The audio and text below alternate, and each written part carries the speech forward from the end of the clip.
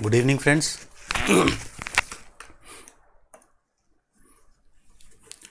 So let us start with our today's topic. And today's topic is little bit more philosophical than what we have studied till now. So I am very sure that there will be some concepts which would be bouncers, and this means that you have to be very selective in what we will be learning and very practical. More appropriate word is you have to be very practical, and it clearly means that there would be some things which you won't be able to understand. Maybe you don't have to get worried about that, and you just, as we said before, the best way to do about that is you memorize. Okay, as I said, it is too much subjective what we will be studying today, because if you remember, humanistic geography is very philosophical, it is very individualistic. So let us start with our today's topic, that is the humanistic approach. So if we talk about the humanistic approach, number of things we will be talking about. First, I will give you a general introduction of this approach, but after that what we will be doing, we will be talking about the philosophical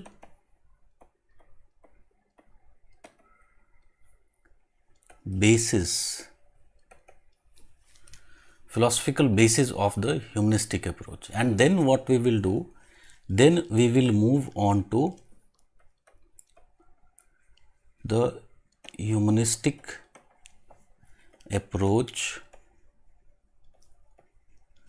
in human geography.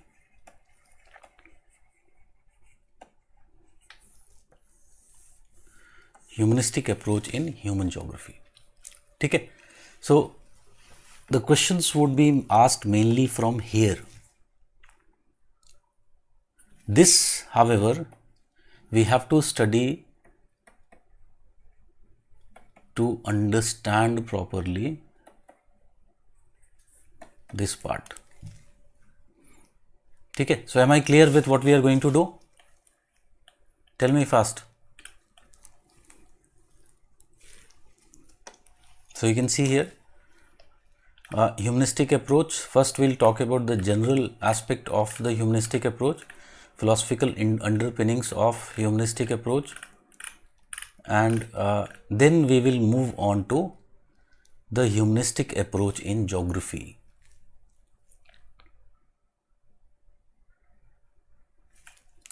Okay, welcome back, Swadin. So from here, this humanistic approach in geography, we will be talking about contribution of number of scholars, some of the major themes, and the critical appraisal in the humanistic geography and its comparison with the behavioral approach. Okay. So let us talk about this humanistic approach. So first is as always, is the introductory part, that humanistic geography is the conventional title of loosely organized school of thought that rose to prominence after 1970. We have already seen that post-quantitative revolution, there has been what? So then what we are studying, just try to be with the class because you have joined now, and whatever, as I said, you understand, it is well and good. If you don't understand, try to memorize it. Later on, after you watch the videos, you'll understand. Okay. So rose to prominence after 1970 and flourished for nearly 2 decades. So we have seen that 70 and 80s decade it was present. After that 90s, there was crisis which was ultimately able to overthrow this paradigm as well. Okay. So later, that is post 1989, the humanistic geography combined with new Marxist and postmodernist geography to form what is today referred to as the new cultural geography. It later became new cultural geography. Okay. More importantly, it ceased to remain the main paradigm of geography after the period of 1980s. So humanistic approach, as we have seen, if you remember that fridge example. So humanistic approach is very clearly what it is, ideographic in nature. And what it says that human beings are the core of geographical phenomena, particularly human geography. So every study should be done according to taking humans as the center of the study. And very clearly, humanistic approach, we have already seen that it is guided by your anti-realism. And if you remember anti-realism was what? That we cannot be sure about the noumena, but we can be sure about one thing. And what was that one thing? We can be sure about the phenomena. Okay. So there is more surety with respect to the phenomena, and phenomena is always what? Subjective. It is always, there is a filter of subjectivity related with mind and other things. So that is what we are going to talk about, that is humanistic geography. So if you talk about broad philosophy of humanism, first if we talk about what is humanism.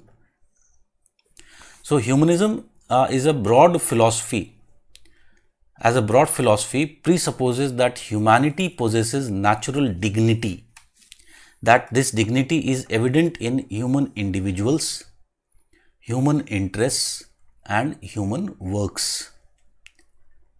Humanism elaborates this philosophy of human dignity in number of ways, including metaphysical humanism, topical humanism, methodological humanism, and philanthropic humanism.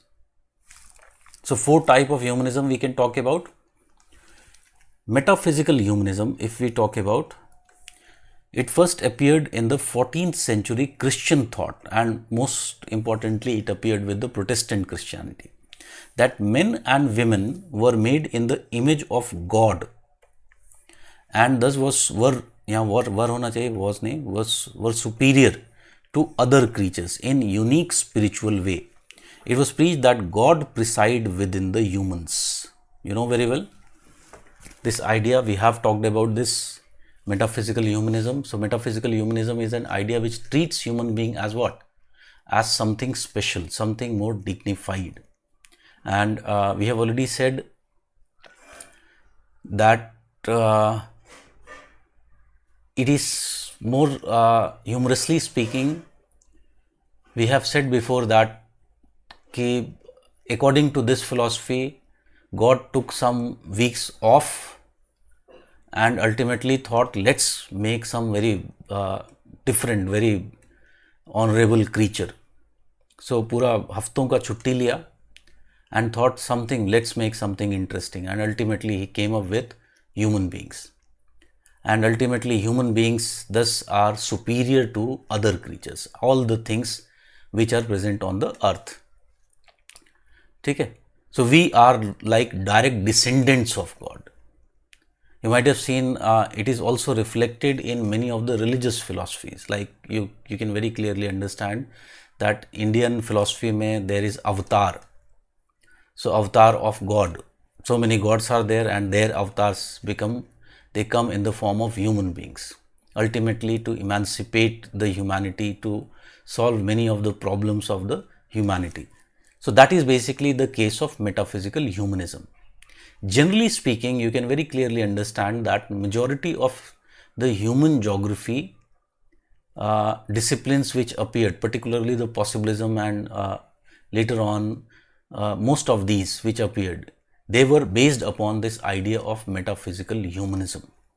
Even quantitative revolution can be said to be based upon metaphysical humanism, because it was more concerned with the human beings, their economic aspects, their economic development. Okay?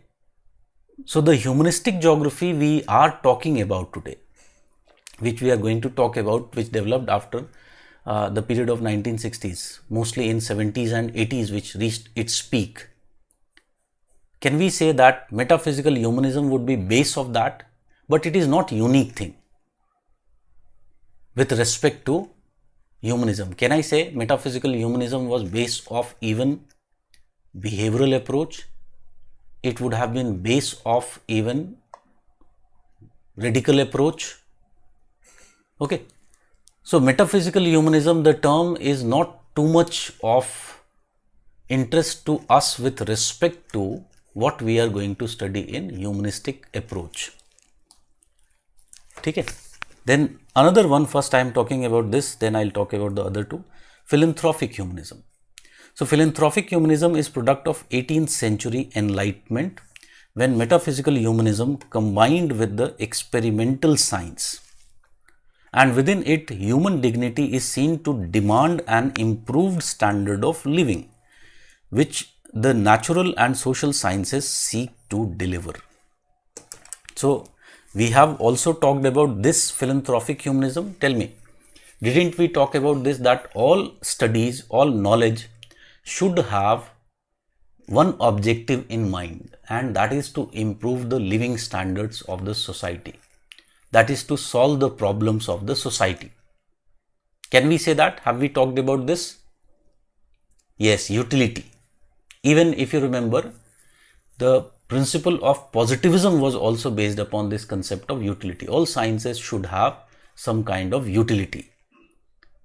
Okay, so it was combination of philanthropic humanism was combination of the metaphysical principles of humanism along with the latest developments which occurred following the Industrial Revolution and the kind of capitalistic society which emerged, which tried to treat development in more economic terms. And it was seen that many people were devoid of those economic standards. So very important feature of the knowledges, it was seen as that knowledges should endeavor towards betterment of the society, to be directly utilizable to the society.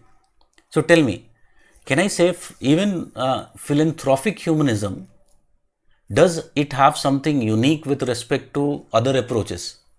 Can we say that quantitative revolution also was having the objective of philanthropic humanism? Yes or no? Theoretically, it was having the objective. Same thing can we say about the behavioral approach? Yes, we can say about the behavioral approach. Same thing we can say about the radical approach. Yes, we can say about the radical approach. So again, when it comes to philanthropic humanism, this is also nothing, there is nothing unique which we are going to talk about. Which are the two types of humanism we are more concerned here when we are talking about the humanistic geography, humanistic approach? It is two types, that is topical humanism and methodological humanism. So topical humanism is a deep interest in way that people see the world. It is delighted by human imagination drawn to examine the insight of human experience, the subjectivity, the subjective ethical and aesthetic lives of the individuals. So topical humanism tries to do what? It tries to explore the subjective domain of human beings. Okay? The subjectivity which is inherent in the human beings. It was tried even before, like for example, when we were studying culture. Culture also has some subjective elements. But very clearly the topical humanism during earlier phases, it was more limited. Later on, it became more and more subjective. Can you understand this point? Topical humanism, what are the topics which we are going to study? Are we just concerning ourselves with the economic phenomena, or we are also going to look into the subjective phenomena like values system, like religion, like language, even the subjective aspect of the religion, like what is religion meant for the people. One is simply worshipping, but does it have the same type of meaning to all the people? What people see in the religion? Can you understand this point? That is basically what we mean by the concept of topical humanism. So very clearly, one thing that we will be seeing in 1970s and 80s, humanistic approach was dominated by this topical humanism. Many subjective domains of human beings which were not being studied before, those subjective domains became part and parcel of geographical studies. ठीक है? Are we clear about this? Tell me. But if I ask you one thing, can I say, if I write a statement, you will tell me true or false, and the statement is topical humanism was connecting link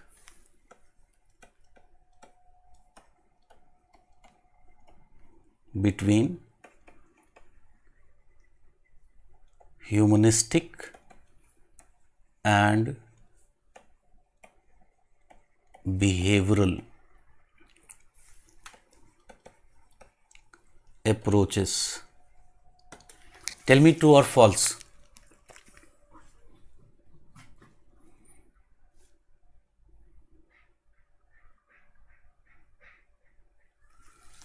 Very clearly, this statement is true.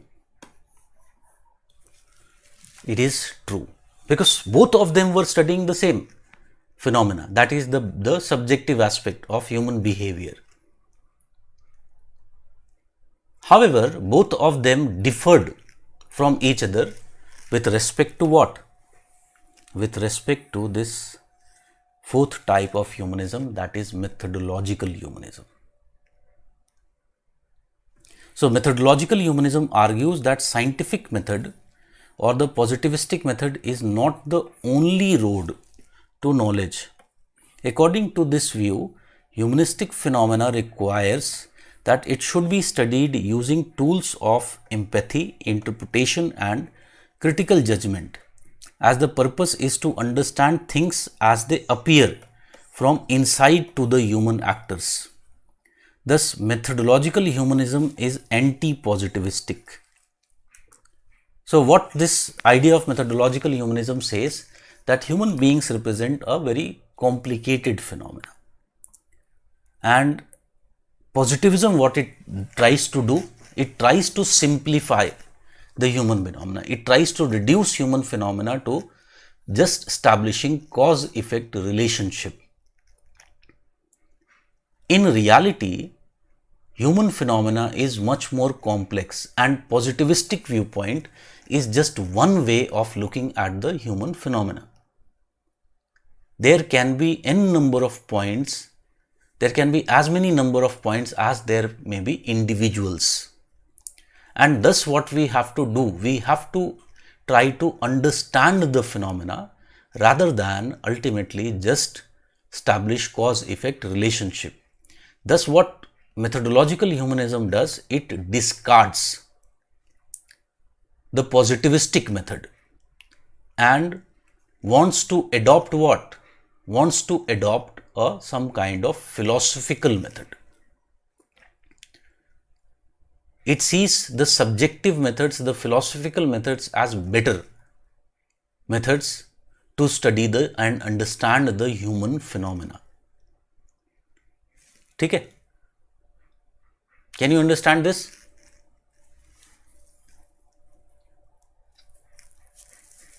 So that is methodological humanism. And can you also understand this point, that how methodological humanism differs from behavioral approach?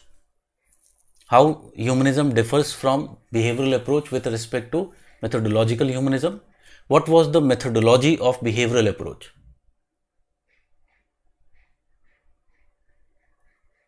Tell me, what was the methodology of behavioral approach?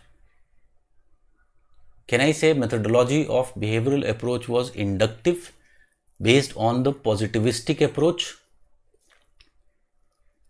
It was based upon the positivistic approach. On the other hand, humanism rejects this methodology and it ultimately opts for more philosophical methodology. So that is how behavioral approach and humanistic approach are very clearly different from each other. ठीक है, इतनी बात समझ में आ गई? And this humanism that we will be talking about, which developed after in 70s and 80s, what is the unique feature of this humanism? It was clearly based upon also methodological humanism. It also had element of methodological humanism. It rejected the methodology of positivism, which was prevalent in geography. ठीक है? It rejected the deterministic methodology.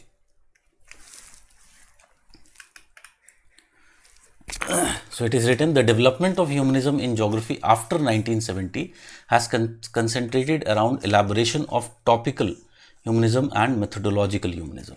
The philanthropic humanism was claimed to be one of the motivations of humanistic geography, like others also. However, humanistic geography remained indulged in too much philosophical questions of topical and methodological humanism and thus could not fulfill the purpose of the philanthropic humanism. We'll see. So that is the case of humanistic approach. Now tell me, what was the strong point of quantitative revolution or positivistic approach in geography or quantitative revolution? I am asking simply how QR claimed itself to be a superior approach. Tell me, how quantitative revolution claimed itself to be a superior approach?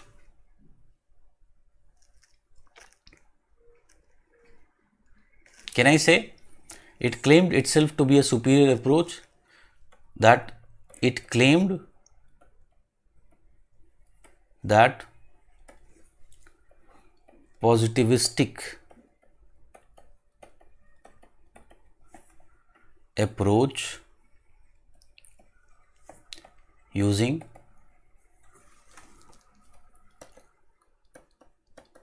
scientific methodology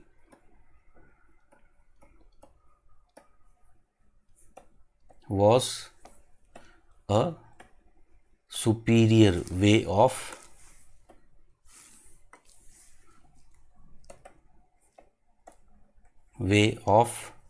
study. Tell me yes or no. That is what it was claimed by quantitative revolution.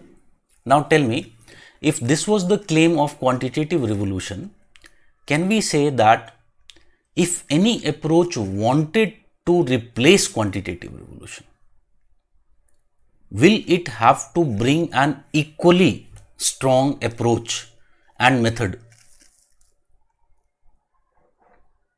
Yes or no? To show that they are more superior. At least an approach which can challenge this approach. सीधी सी बात है. This would be the case. So you see that in elections, why so much there is search for leaders. Can you understand? Because if there is one leader on one side, people want to show that we have better one. The opposition or the other party wants to show that we have better leader.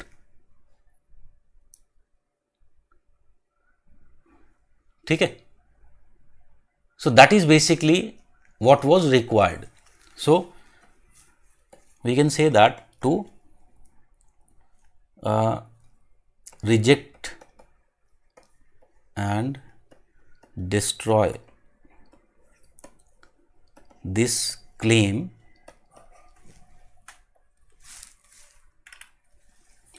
of quantitative revolution. What humanistic approach did? Humanistic approach based itself on opposite approaches to scientific approach, और scientific को हम positivistic भी लिख सकते हैं. Opposite approach to scientific approach, which due to which it had to borrow such approaches from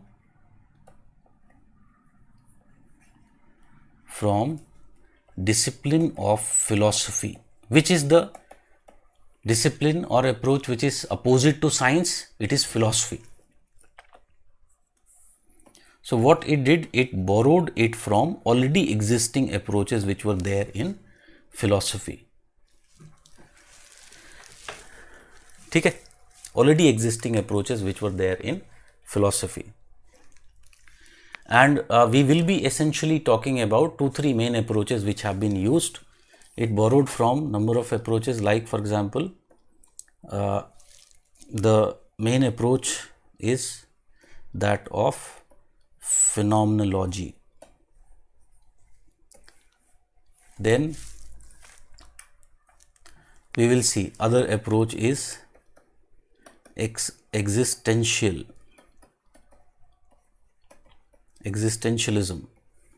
and the third approach is idealism.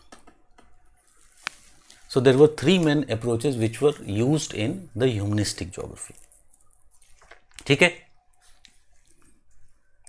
So first we will see the philosophical underpinnings of humanistic approach. So if we talk about these philosophical underpinnings of humanistic approach, first approach is phenomenology. So phenomenology is essentially what? It is a philosophical approach which believes that superior form of knowledge is an attempt to understand the phenomena. Understanding the phenomena. So why it is saying that understanding the phenomena is superior? Because when you are trying to understand the phenomena, you are not just establishing cause-effect relationship to prove a point. Cause-effect relationship is what? It is just trying to reduce the phenomena. When it comes to human beings, it is much more complicated. It is much more 2-way, 3-way, 4-way and many ways, rather than just a single way cause-effect relationship. Okay? So it believes that what is the objective of knowledge? The objective of knowledge should be phenomenology. Phenomenology is essentially what? It is, we can call it as the objective of knowledge. Can you understand why it is called as phenomenology? Because it strives towards understanding of the phenomena. Okay?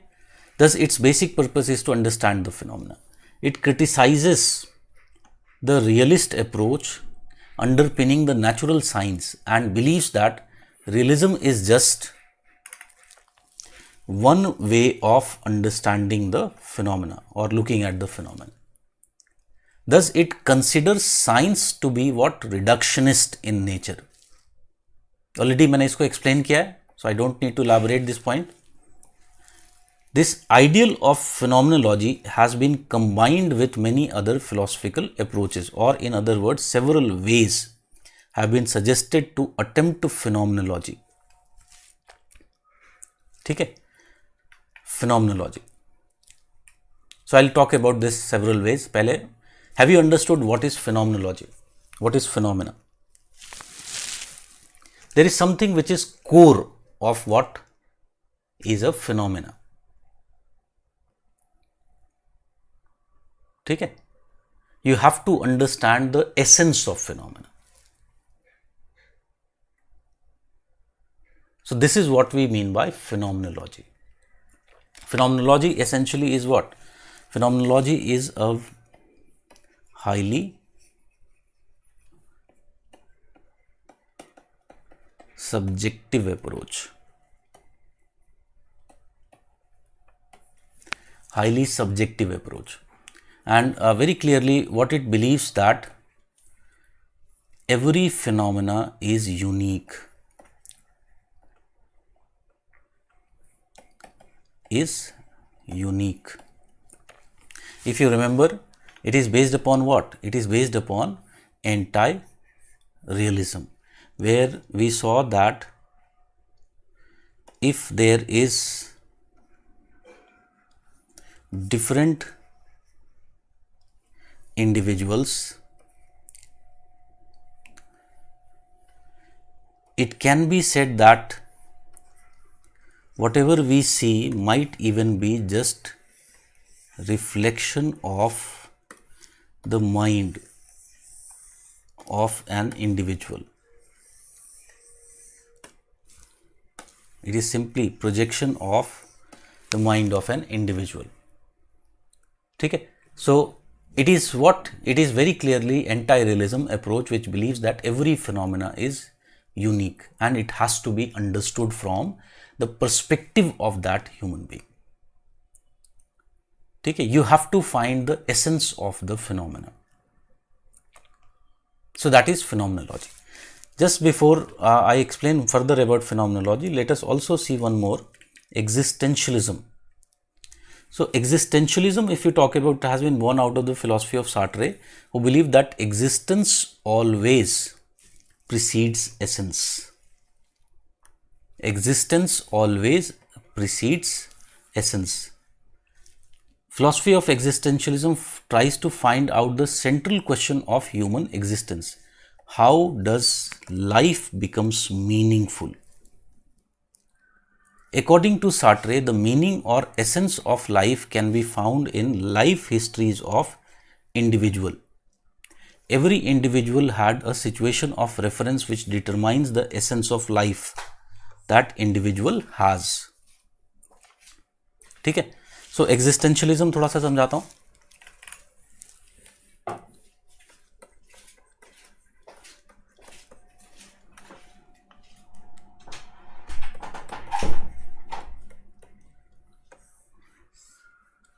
Existentialism. So what is existentialism? It is born out of the philosophy of Sartre, which says existence always precedes essence. ठीक है? Essence is what? Essence is the phenomena, or we can say the more specifically the human phenomena. ठीक है? So this human phenomena can be represented in many ways. This human phenomena can range from objective to subjective. Objective to subjective. For example, tell me, if someone is doing a particular, practicing a particular faith,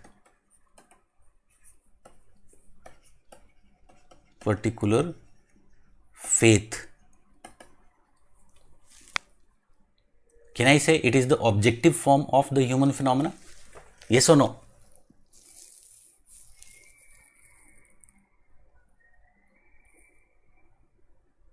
Tell me, isn't it the objective form of the human phenomena? So any kind of culture which is being practiced by a particular faith or culture which is being practiced by an individual, It is what? It is the objective aspect of the phenomena. Subjective aspect of the phenomena is what?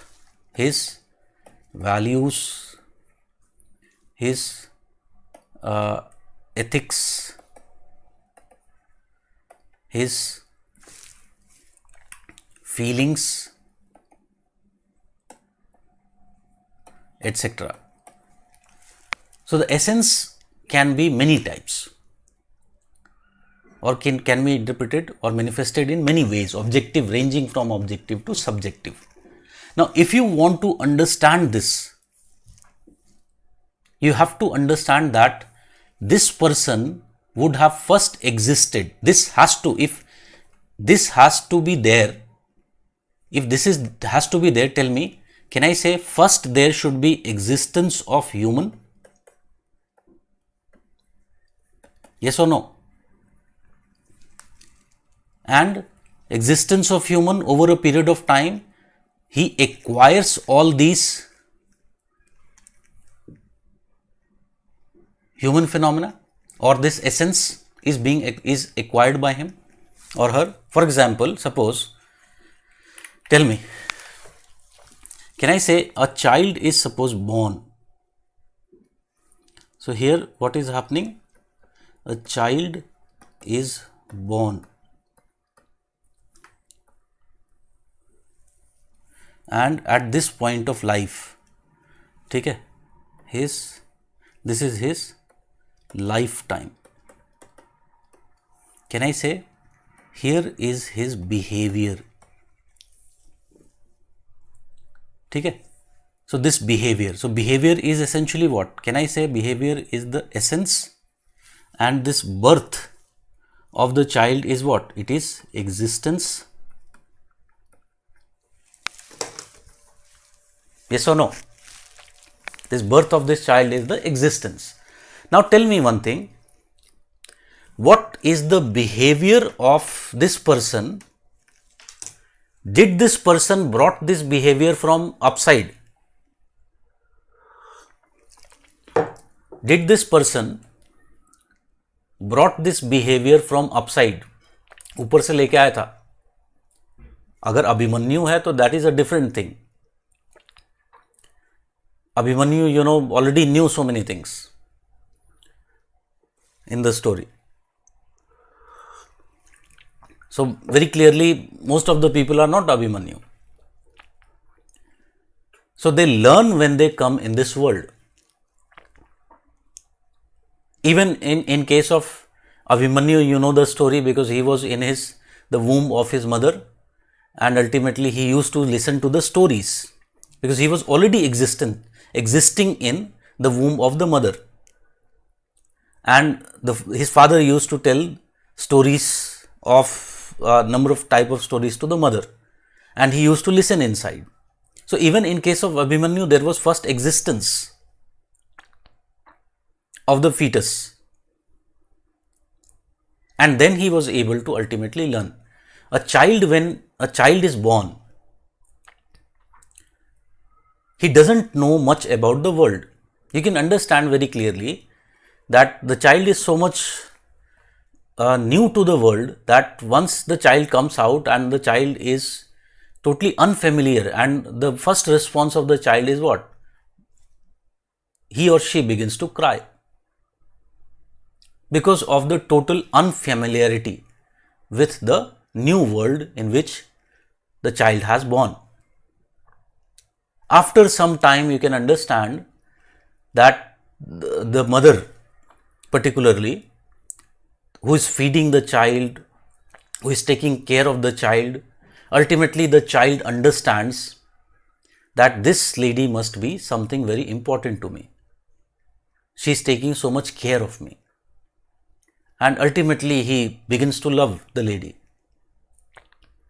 You can understand this from very important, many times it has happened, you might have seen in movies also, in real life also, that some of very rich families, what they do, they keep a nanny to care for the child.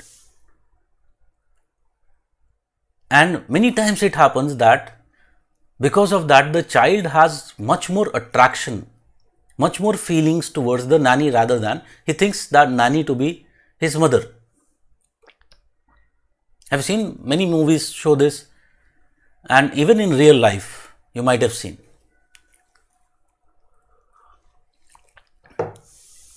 So, why? Because the essence of the child began to develop once the child existed. Okay? And what are the factors which ultimately affect or create this essence? Can I say that this lifetime events which occurred? Yes or no?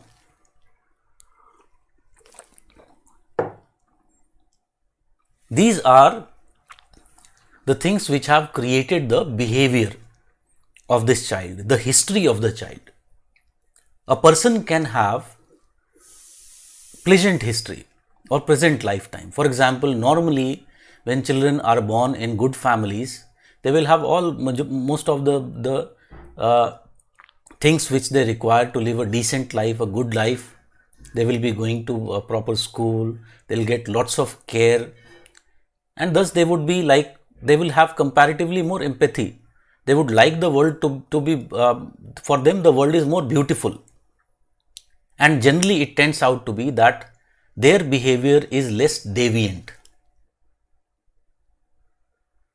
On the other hand, you think about a child who was born in a very poor family, maybe a slum, and throughout his life he has seen only bad things like beating from the parents, even abuse, and number of other very, very bad things, seeing someone beating parents or mother or something like that.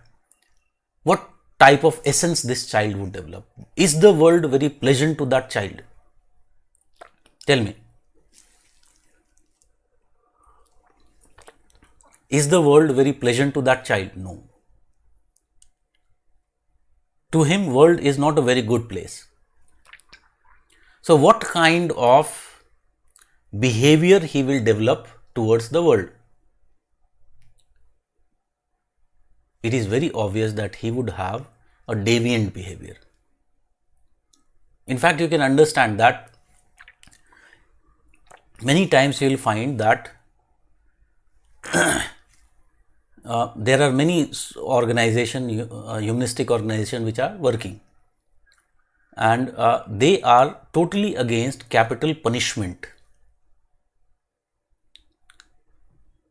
So can you understand the essence of this idea? Why they are against the capital punishment? Because they very clearly argue that what is the behavior of the person, this behavior has developed over a period of time, and this behavior is response to or reaction to the things which that person got from the society. Okay? Which the person got ultimately from the society. Yes, they argue that when the child was criminally assaulted or so many bad things were happening to the child, where was the society? In fact, society was, in a way, by being passive, was part and parcel of this crime. So they argue that there should be a second chance given to this person, or the person whom we are talking about, who might have committed a very grave crime, and some might be asking for the capital punishment. So maybe they argue that if we create a better environment for that person, and we try to show that society, other aspect of the society, the good aspect of the society, maybe his attitude would change, he would repent. So we keep in jail and ultimately we allow him to think, repent, where he don't have to worry about the everyday aspects of life, the food, the shelter, and have more opportunity to think. ठीक है? So this is the crux of existentialism. So existentialism is saying what? That if you want to understand the phenomena, what you have to look into? Can I say? You'll have to look into the existential history of that person, that individual, that society. So what is the crux of existentialism? Crux of existentialism says that if you want to understand the phenomena, we would have to understand the existential history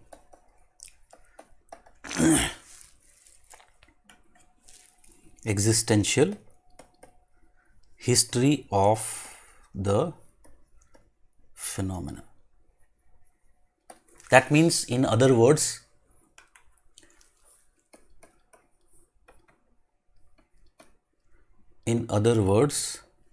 what you'll have to do, you'll have to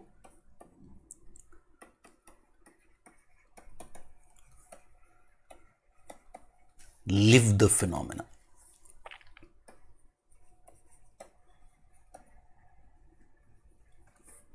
Be inside the phenomena.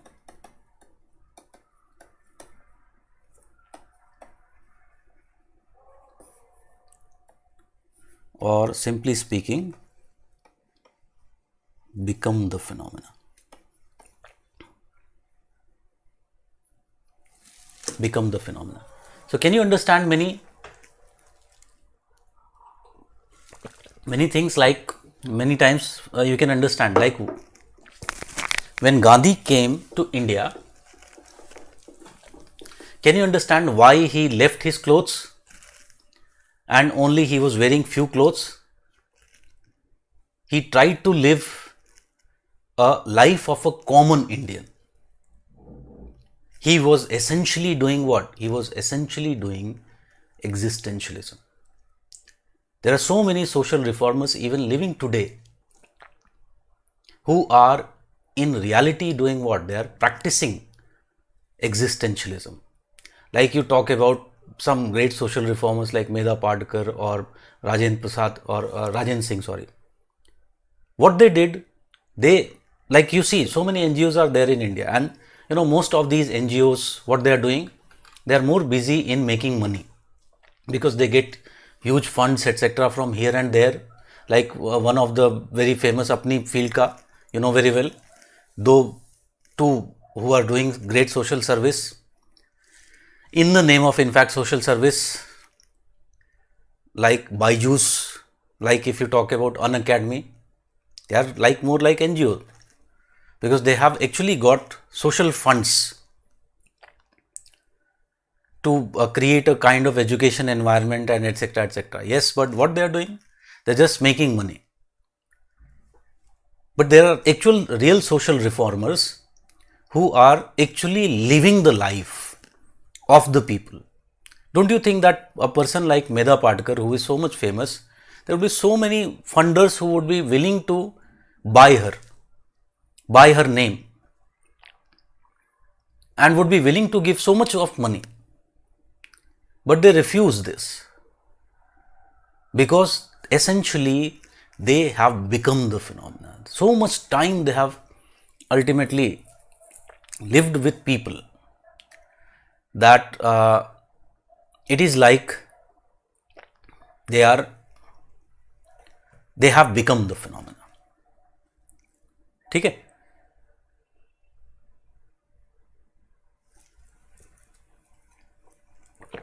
So this is basically what is existentialism.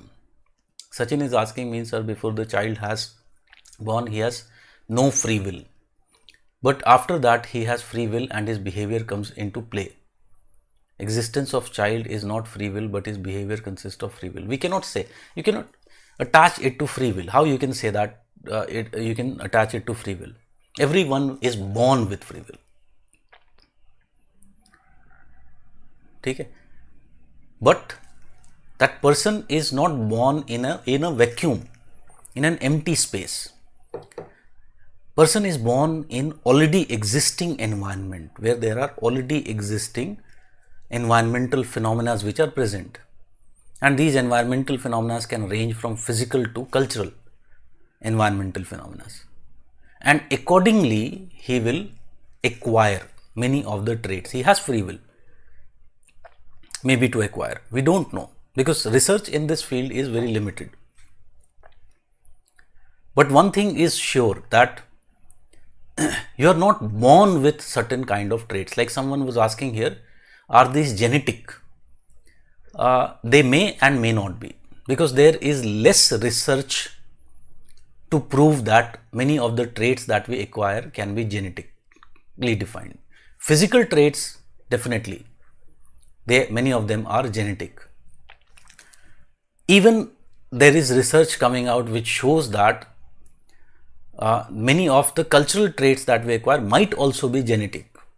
But again, we have to say that there is lack of research. This has not been validated. Such a claim has not been validated. A simple example of this you can understand from the fact that if suppose a child is born in some other country, okay, and this child, suppose at the time of birth, was taken to some other country, some other culture. Suppose that child was taken to China. So tell me, can I say, despite the fact that he might would have been born in India and would have all the physical traits of Indians, the cultural traits that the child would be practicing would be Chinese, ranging from language, religion to living style? Yes or no?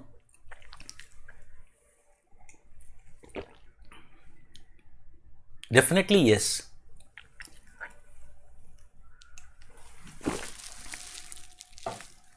Okay? So this is basically the idea of existentialism. Now, when it comes to, we are returning back to the idea of phenomenology.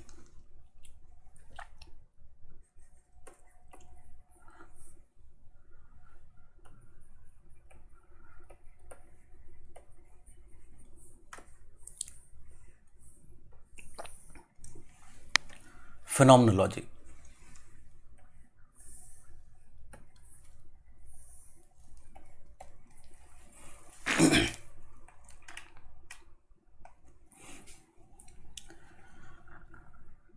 If you want to, phenomenology is all about what? Understanding the essence of the phenomena. This is what the phenomenology want to do. Now, phenomenology, achieving this objective of understanding the phenomena can be done in variety of ways. There can be various approaches. So, two type of approaches here we will be discussing. One is the case of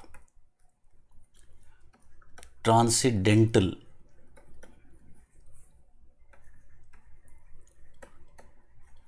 phenomenology.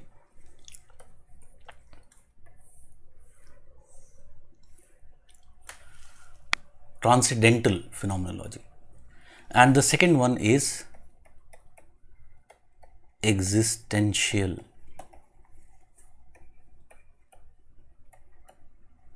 phenomenology. Existential phenomenology. So can you understand, phenomenology is the main approach when we are using these two terms, transcendental phenomenology and existential phenomenology. Can I call it as sub approaches or method? Yes or no? Can we designate these as sub approaches, or more specifically methods of achieving phenomenology? Okay. So there are these two. Now coming to transcendental phenomenology. So transcendental phenomenology was developed by Edmund Husserl. And Husserl believes that there is always presence of a core of the phenomena. there is always a core of phenomena. This core is surrounded by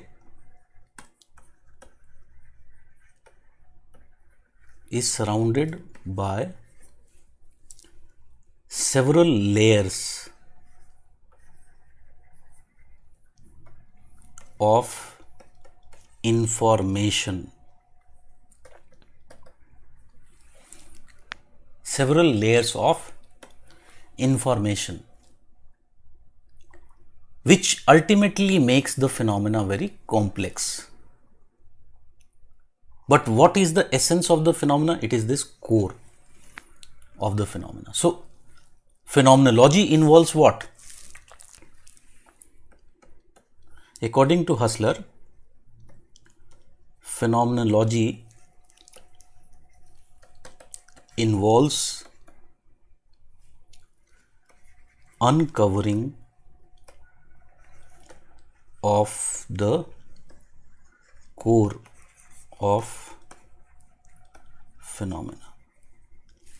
Uncovering of this core of phenomena through a method which he calls it as transcendental reductionism.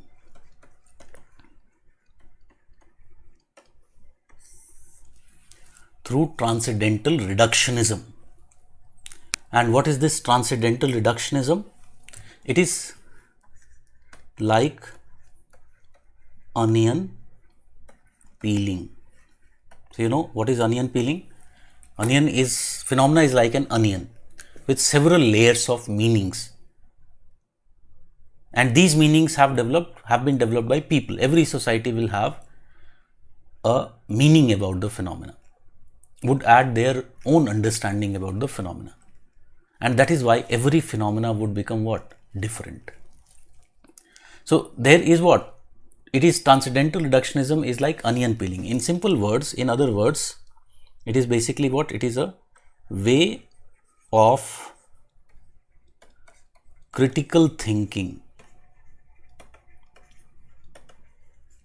Way of critical thinking. Do you remember yesterday we were talking about the bird's approach in behavioral approach?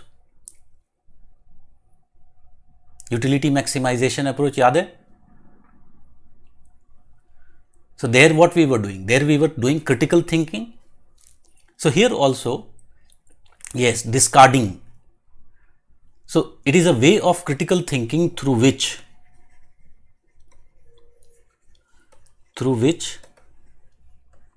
unnecessary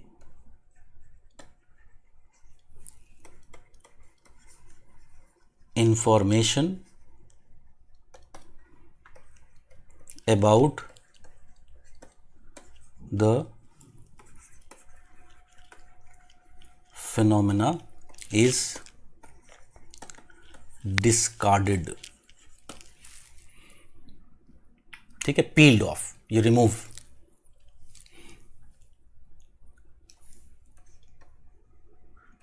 Or removed. ठीक है. So, through this critical thinking, through such continued critical thinking, one can reach and understand the core of the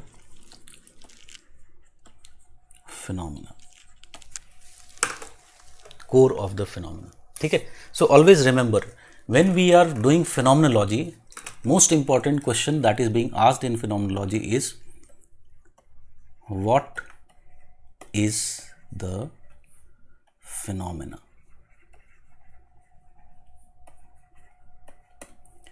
This is the key question of phenomenology. And phenomenology can be attempted through transcendental way. For example, if I take example, I can ask a question about what is marriage? What is marriage? So, there are different rituals associated with marriage. There are different traditions associated with marriage.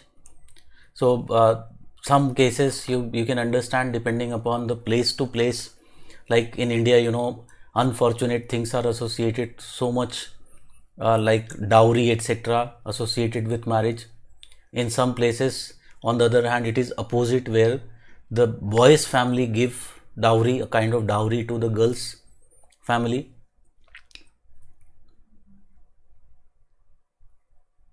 Some places there can be phenomena of monogamy, other places there can be phenomena of polygamy.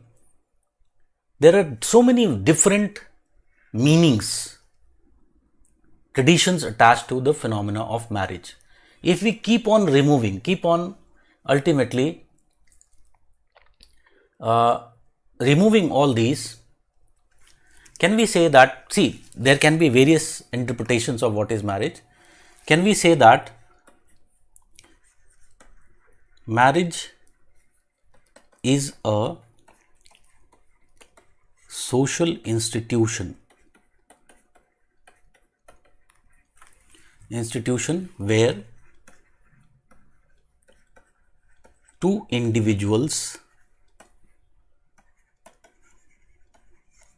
have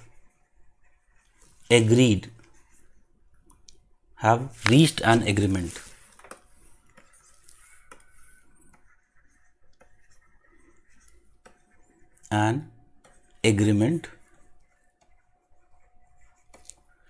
to live together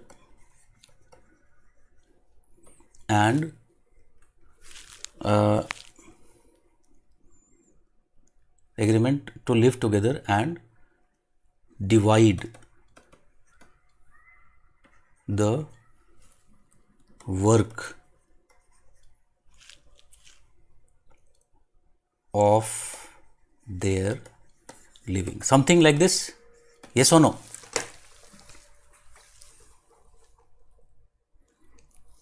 Something like this, can we say that? It is a kind of where there is an institution where division of work has been created. In fact, if you go even before, there was also no division of work. So, probably I am wrong here. So, it is more like an agreement where two people are agreeing to be together and face the difficulties of life together.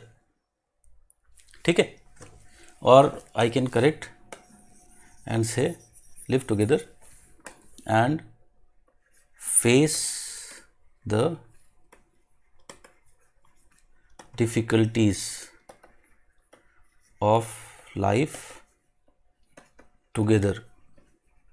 Something like this. Also, we can say yes, have a family, or you can say that they have decided to ensure continuity of their genes, continuity of their genetics.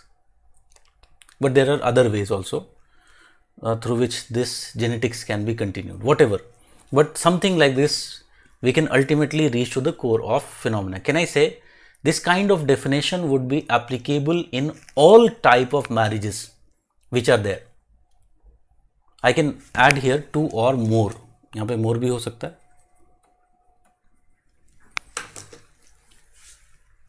Yes or no?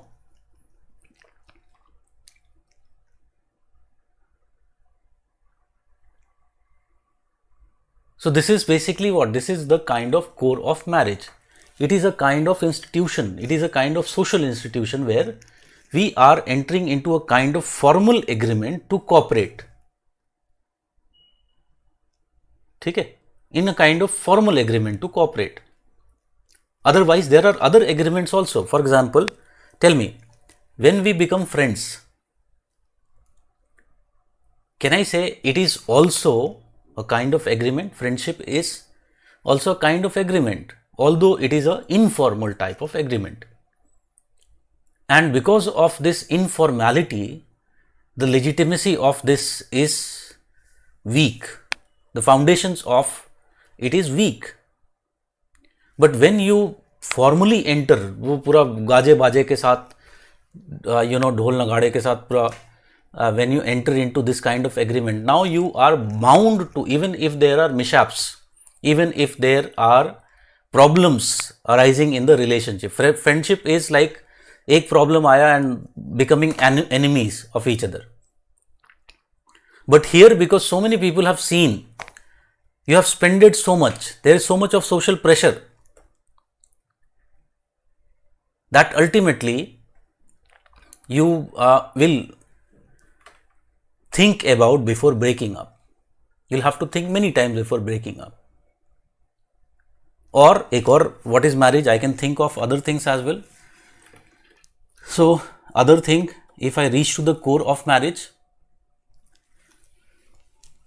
this is one definition I can think of. Second definition I can think of is marriage is a social institution which has been created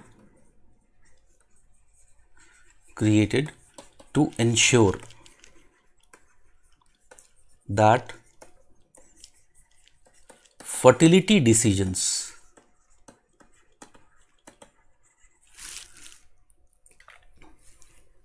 are not left to the individuals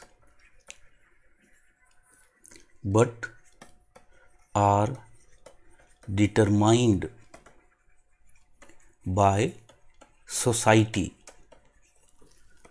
so that continuity of society can be ensured. Continuity of the society can be ensured.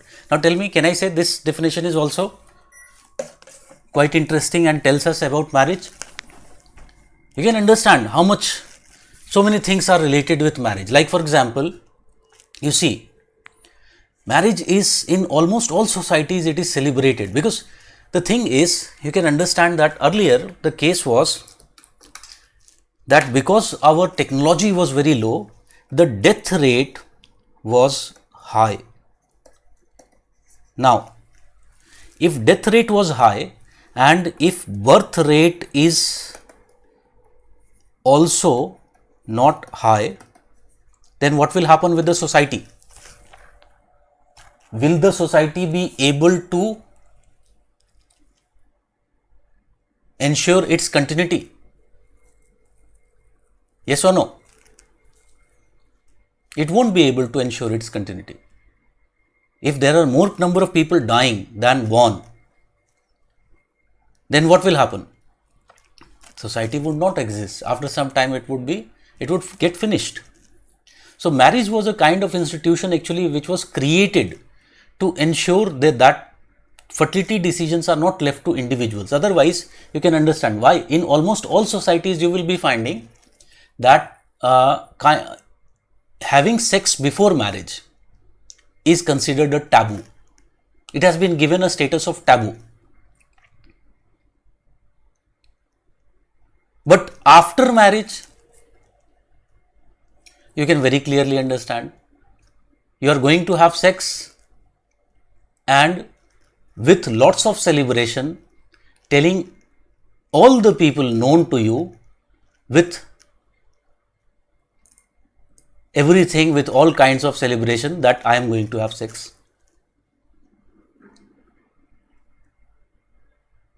So what has happened basically? It is like a kind of legitimacy has been given to marriage. You can very clearly understand that once you are married, if this kind of institution was not being made, who wants to take all the responsibility which comes after marriage? Nobody wants to take such kind of responsibilities. If there was no taboo attached with having sex before marriage, then nobody would like to get married. Nobody wants to take those responsibilities. In that case, what will happen with the birth rate? It would go down. Maybe it would become less than the death rate. and the society would not be able to ultimately continue. This is the reason so many things are attached with marriage. For example, in many societies, you will be finding that the case of inheritance laws are in favor of married sons, daughters. That is why after you get married, you get so much like status in society. पता नहीं कितना बड़ा तीर मार लिया शादी करके. But everybody will be coming and congratulating you, etc., etc.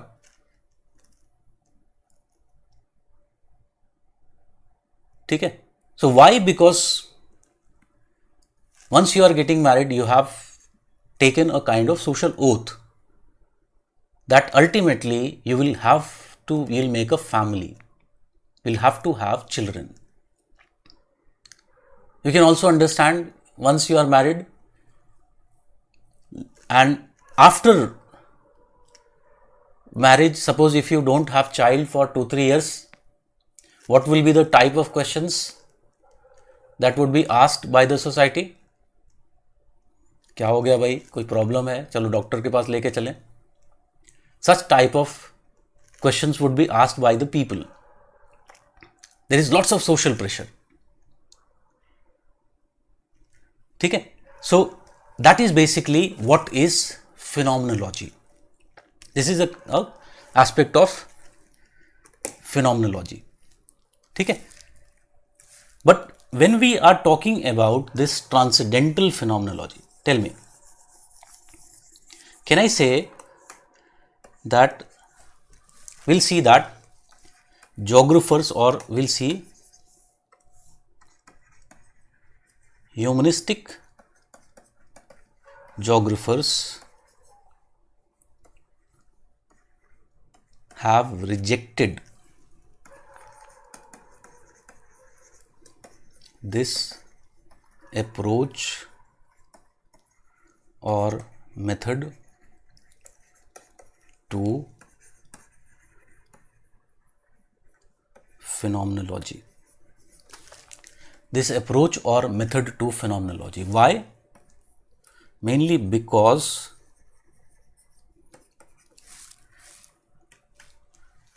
here the researcher is outside the phenomena. It is like onion peeling, as we said. So in onion peeling,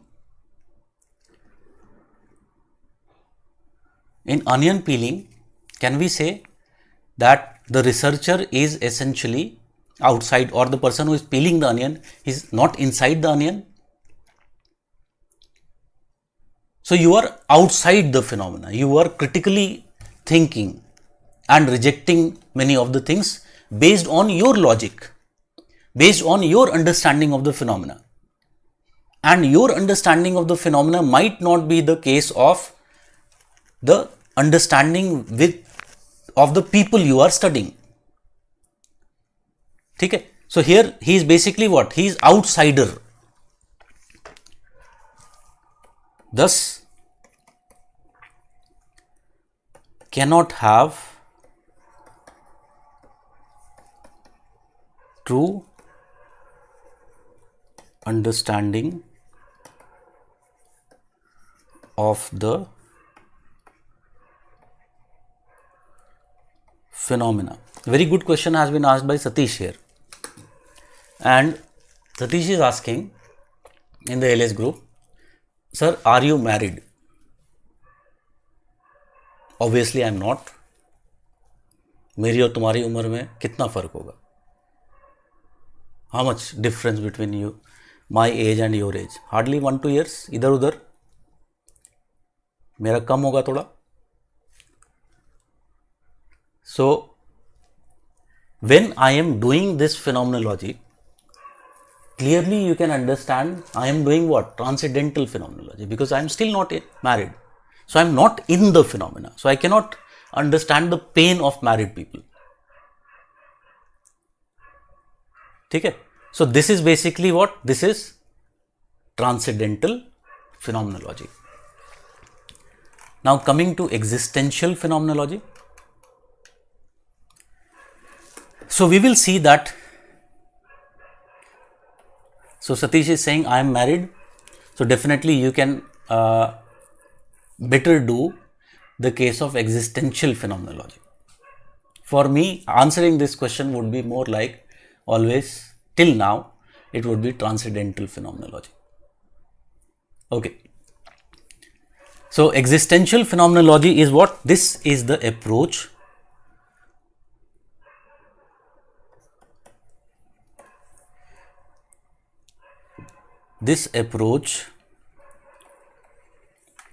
is used by the humanistic geographers. It has been an approach which has been used by the humanistic geographers. Okay.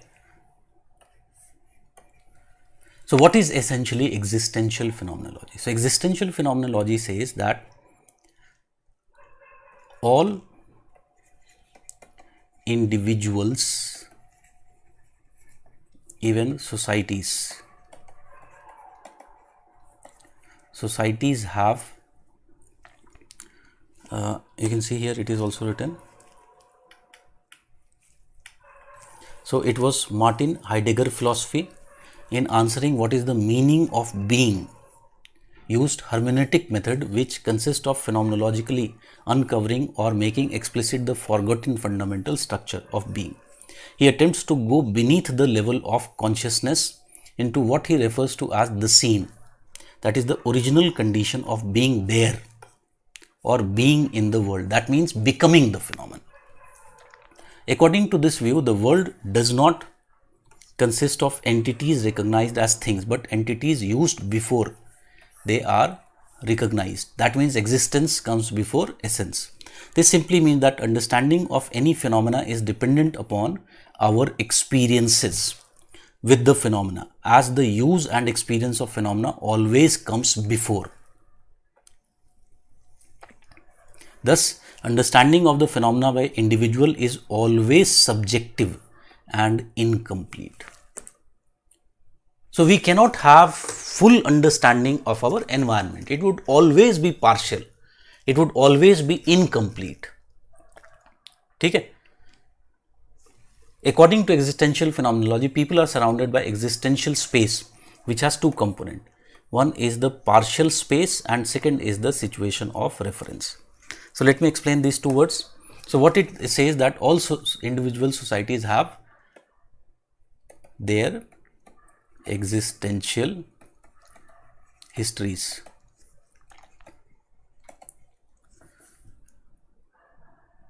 Existential histories. More importantly, situation of references. Situation of references, which ultimately determines their partial understanding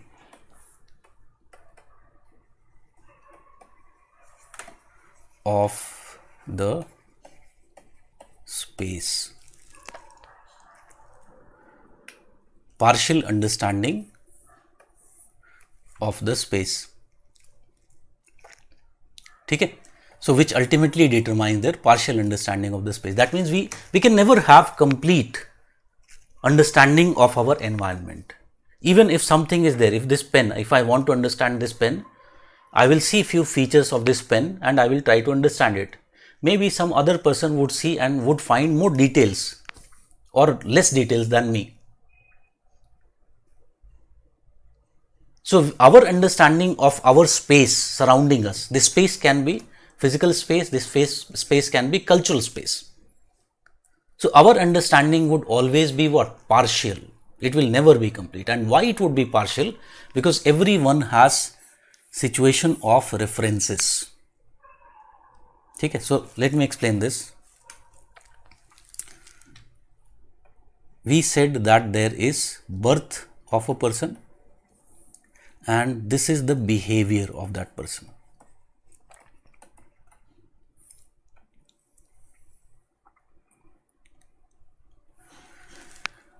Behavior of that person. और इससे भी थोड़ा simple मैं बताऊं तो suppose you all have studied in school. ठीक है, so school जाते थे and I used to come by cycle to go to school by cycle and return to home by cycle. So you might have experienced this sometimes, that you went to several roads and ultimately this was your home and this was your school. ठीक है, अब इस रास्ते में tell me, can I से there would have been so many homes, so many houses which would have been there, or shops, etc., whatever. Yes or no? Tell me. But can I say कि हो सकता है कि इसमें से एक house ऐसा था जो बहुत it was too much interesting to you because there was someone very beautiful or someone very handsome living there, and maybe that person attracted you. So whenever you went from there, ultimately, even if you didn't want, your eyes would be going to that house. So whatever happens, you'll forget all of these places, but you will never forget that 2 and 3 houses वाले भी लोग हैं, it is fine. Yes, automatic bell of cycle, whatever. So you'll forget all these houses, but can I say that house you will not forget. And this house becomes what? This house becomes the situation of reference. Situation of reference. ठीक है? Same thing here. A person is born and his today behavior. Can I say that this is the existential history of the individual? But can I say that there would have been certain junctures in life which would have transformed this individual, which would have had so much strong impact on this individual that what actually forms his today behavior? It is sum total of those. We can say that other factors would have also influenced, but these would have greater influence on what he is today. Like I told you that I am a kind of atheist. I am not sure I am that theoretical type of atheist, but I am a kind of atheist. So again, I told you what was the reason. Something happened in my life where my grandfather died and I had to do several rituals, and ultimately I totally lost faith in religion. I felt like it was just a kind of business done by a particular segment of the society. And it was nothing else. They were not at all concerned about the loss of the individual or other grief that that family is facing. Okay? So these are basically what? All these are the situation of reference for that individual, and this is what makes that ultimately has had the greatest impact on the behavior. So if you want to understand a phenomena which is today, what you will have to understand? You will have to understand their situation of references. Okay? Let us take one example. of this situation of reference. Let us do existential phenomenology to the problem of Naxalism.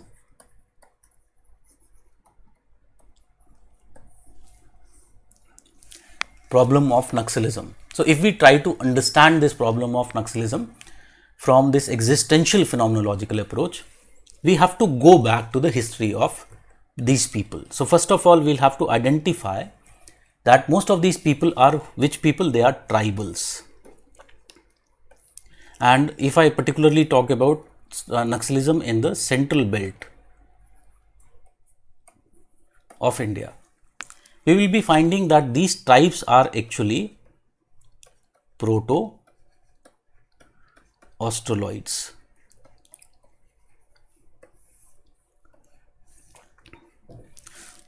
Proto-Australoids.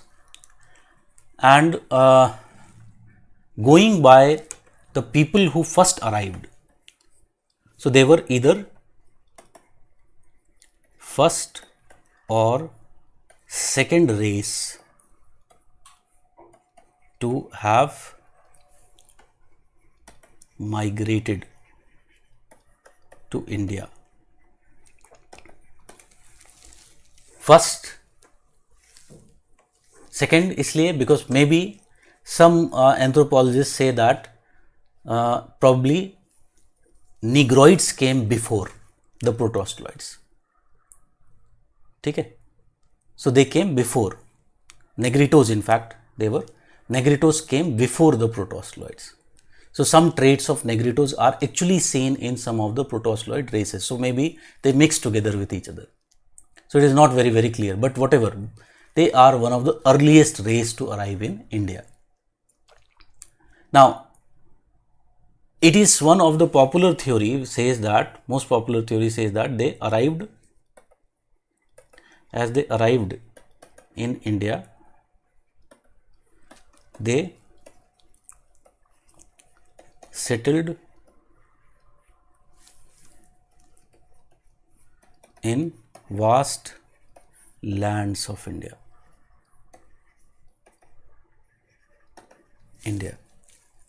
ठीक है. And again there is two viewpoints. One says कि they came from south, that is Australia.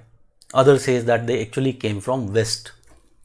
So it is again a debatable aspect which will not go into deep. But the one of the most popular views says that they actually came from the western part of India. So they would have settled in the vast lands of India, particularly in the north. They settled. Their culture was primitive.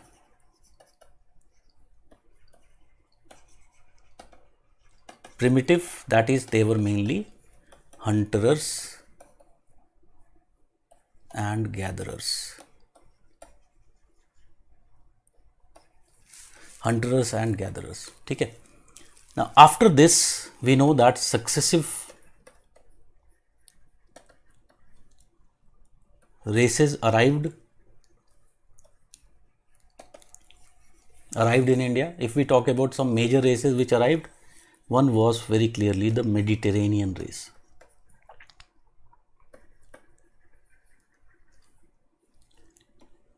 Which arrived in India. And again, Mediterranean are believed to have arrived from India from the region of Palestine. So this is what we call it as the Dravidians. So very clearly, as these Dravidians arrived or Mediterraneans arrived, what they did, they had superior culture. They had a superior culture, mainly, they had bronze culture. So what they did atrocities.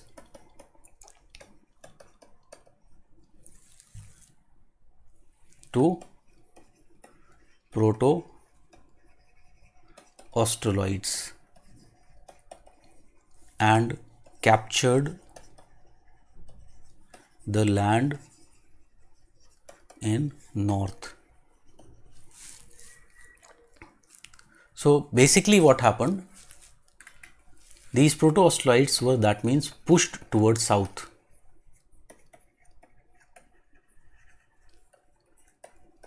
towards south. As they were being pushed towards south, they ultimately settled in the inaccessible areas of India, like you can understand, like the central tribal belt, which is plateau and forested, like the southern belt, which is like Nilgiri, which were more inaccessible because they were high and forested, heavily forested. Some even left towards more inaccessible areas like Andaman.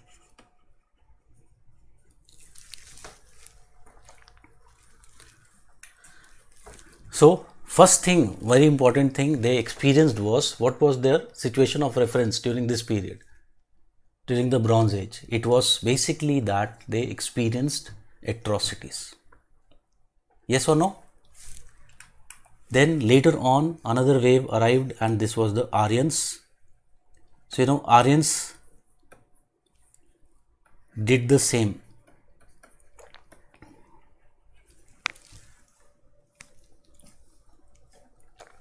They did the same thing. So, they displaced Mediterraneans.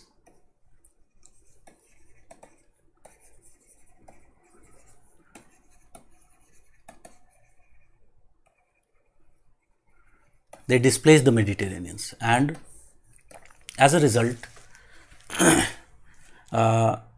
they were also displaced towards south. But whenever they came in contact, whenever Aryans came in contact with proto-Australoids, they again committed what? Atrocities were committed over them. They continued to do atrocities over them. In fact, in our culture, lots of this Rakshas, etc. is basically what?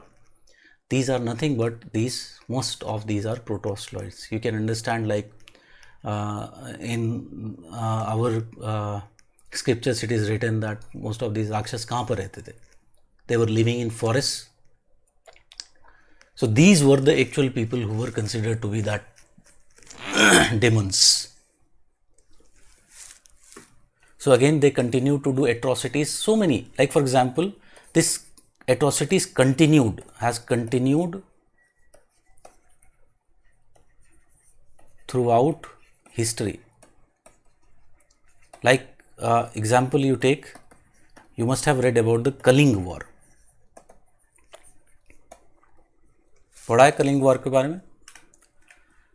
Ashoka, and the case of this Odisha.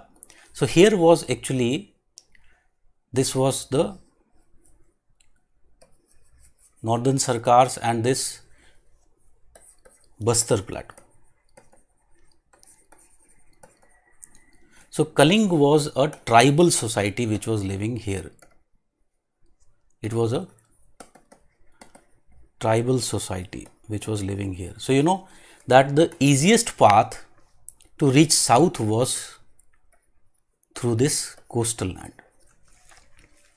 So whenever they went through this area, this Utkal coast of Odisha, what they did? They did atrocities on this Kaling tribes, and they killed so much atrocities they used to commit over them. So this is their situation of reference. Similarly, later on we know British, another phase of Aryans arrived in India, and again British, what they did, to exploit the resources, forest resources, so much vast forest resources were present in India. What Britishers did to exploit the forest resources, they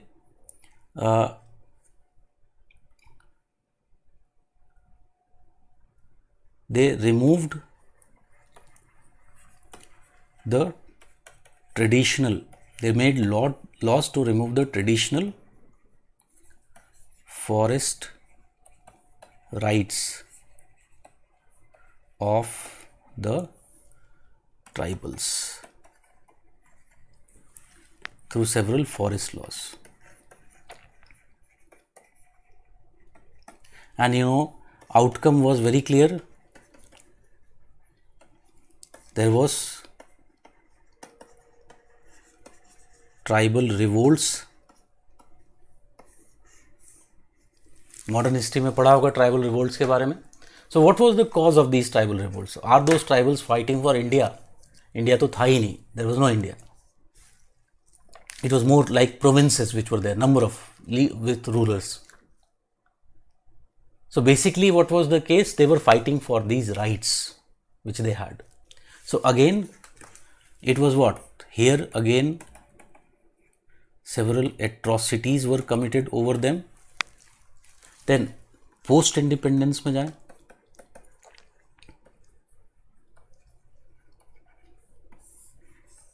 So what we practically find? We find that so many mineral resources, we came to know that it was there. So in post independence what has happened? That there has been land alienation. बाद में इसको देखेंगे. Land alienation of these tribals. So they have suffered land alienation even now. And the land and forest is the only resources they had. Their survival was dependent upon that. So again what they have seen? They have seen atrocities. Now tell me, if you look into the existential history and the situation of references of these people, can we now understand that why they are so much suspicious of the present government? Even today these atrocities continue. It is other thing that sitting in the urban areas we cannot know so much of these atrocities which are committed on them on daily basis, because the information from there doesn't reach us. There are ways, mechanisms through which such information is suppressed. ठीक है? So अब you can understand why they would be so much suspicious of the government, why they don't want to cooperate. Yes, सही बोला Surjit is correct. I'll have to stop my feelings, otherwise अभी there would be so many people who will call me urban Naxal. So I'll have to stop. I hope you understand the essence of what is existential phenomenology. So existential phenomenology is what? You try to understand the phenomena by understanding the history that they have experienced. We have talked about other things also. Like for example, if you remember, we talked about that low sex ratio in the West, in the northwest India. So we have seen that what was the case? It was a frontier province.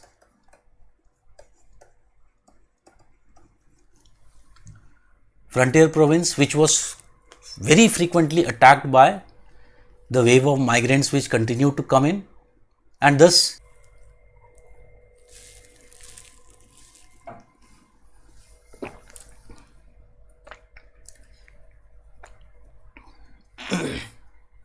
okay, so I think it is back now. So environment was such that it was more preferable to not have the girl child. Rather, more male who is physically superior was a more preferable child. So it has continued. It has crept into the social norms in variety of ways. ठीक है? So again, that is the thing. So if you want to understand the phenomena, you will have to go into the existential histories. Like for example, we talked about Islam, why people in Islam wear turbans, why they are having veil. Again, because their culture comes from a particular type of area. Geography determined how they lived. ठीक है. So this type of study method is existential phenomenology. Very clearly, geographers have adopted, most of the humanistic geographers that we'll be talking about, whether it is Relf, whether it is Tuan, whether it is Buttimer, whether it is Simon, all of them we'll see have had this approach. ठीक है, existential phenomenology. ठीक है. Now, there is another one which is also a humanistic approach, and you can very clearly you can understand that it is humanistic approach. It is idealism.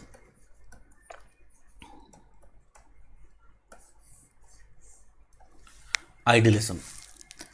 So idealism is an approach which is based upon what?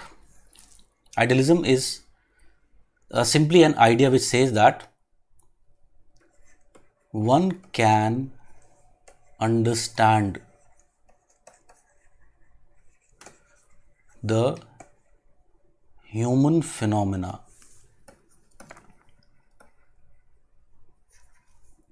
by recreation of the ideas. By recreation of the ideas. ठीक है. So if you remember, we gave the example of Columbus. याद है?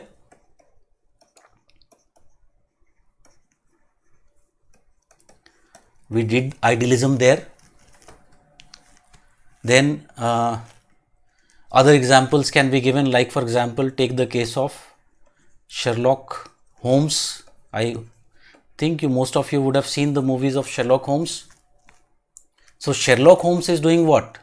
He is recreating those pictures, those stories, the ideas in mind. So most of the detectives are basically doing what? They are doing idealism, recreation of the ideas of the individuals. ठीक है. Yes, reconstruction, recreation of the ideas of individuals, of societies. That is basically what? That is idealism. So idealism says that one can understand the phenomena provided if we are able to reconstruct the ideas of individuals or the societies. Thus, tell me, can I say idealism would say that if you want to reconstruct, for this reconstruction of ideas, what we need to study? We need to have some theories, but not artificial ones like used by positivists, not the artificial ones. Instead, natural theories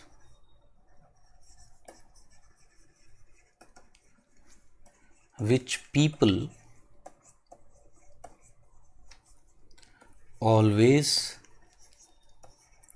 carry with themselves, like religion. Religion is what? It is a kind of theory. Like language, other forms of culture, other cultural practices, all these are what are the things which people always carry in their mind, and they take resort. Many of the behavior that we have, it is actually determined by what? It is actually determined by these perspectives, these cultural perspectives that we have. Okay. So it says that thus what geography should focus upon? Geography should focus upon study of these type of topics, human geography, if you want to understand basically the phenomena. very clearly it is a kind of, we can say that idealism is what, if you want to talk about a person, you can use the name of geographer. Juelka was one of the geographers who used, humanistic geographers who used and developed this idealism in geography. But if you talk about, we can say that idealism is comparatively more rational in its outlook compared to phenomenology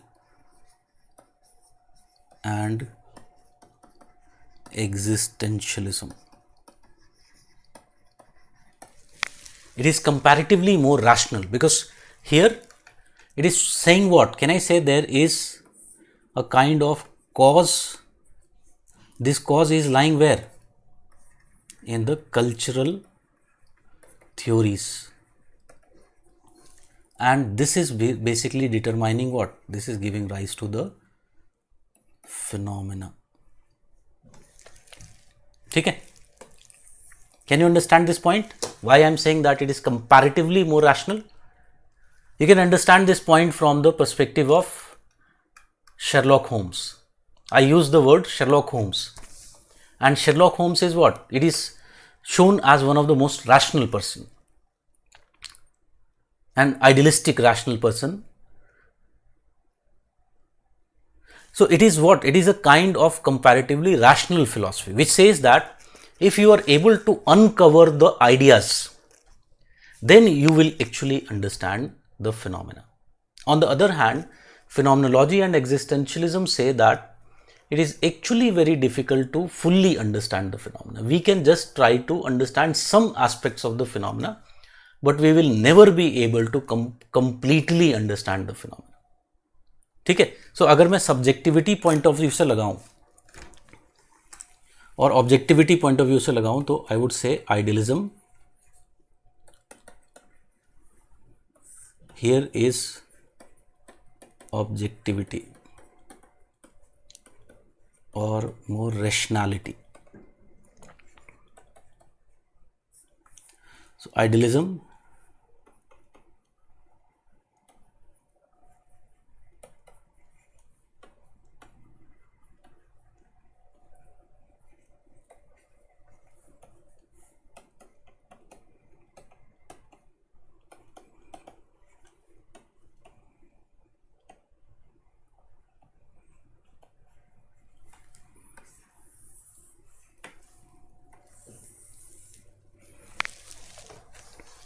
existential phenomenology.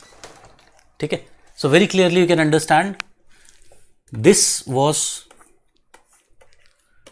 not used by geographers.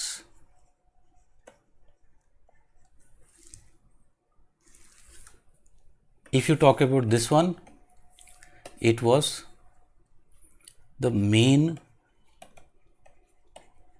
philosophy used by humanistic approach.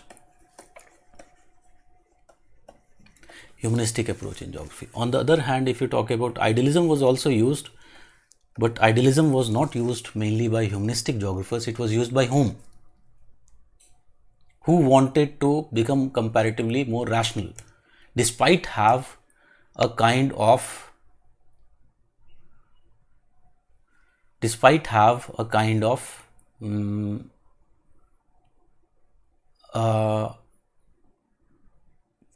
kind of that subjective appearance, that humanistic appearance. Which was that approach?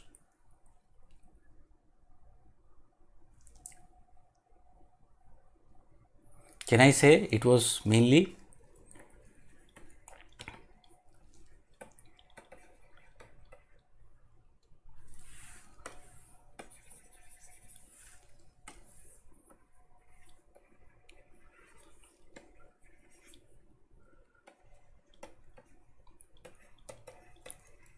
behavioral approach. Have you forgot that I talked about that behavioral approach was mixture of idealism and positivism? So this was mainly used by the behavioral approach. ठीक है?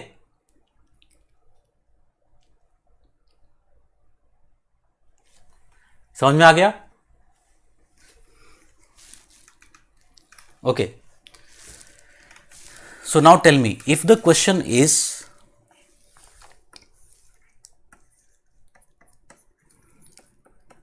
examine the development of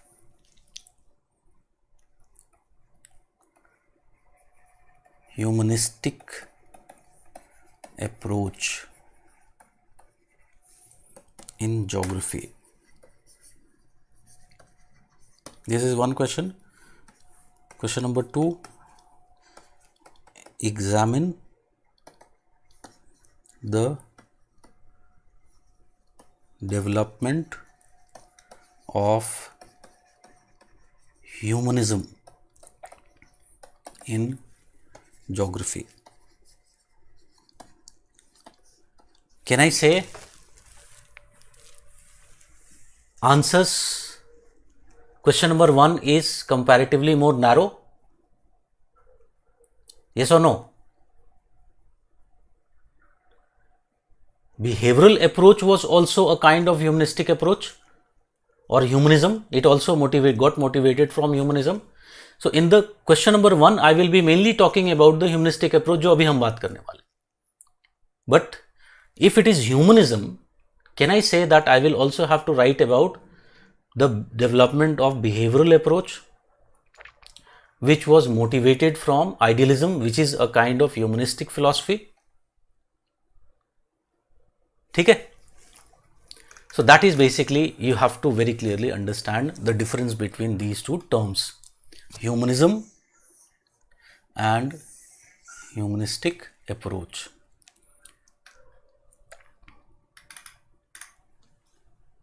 ठीक है? So that is what you have to understand.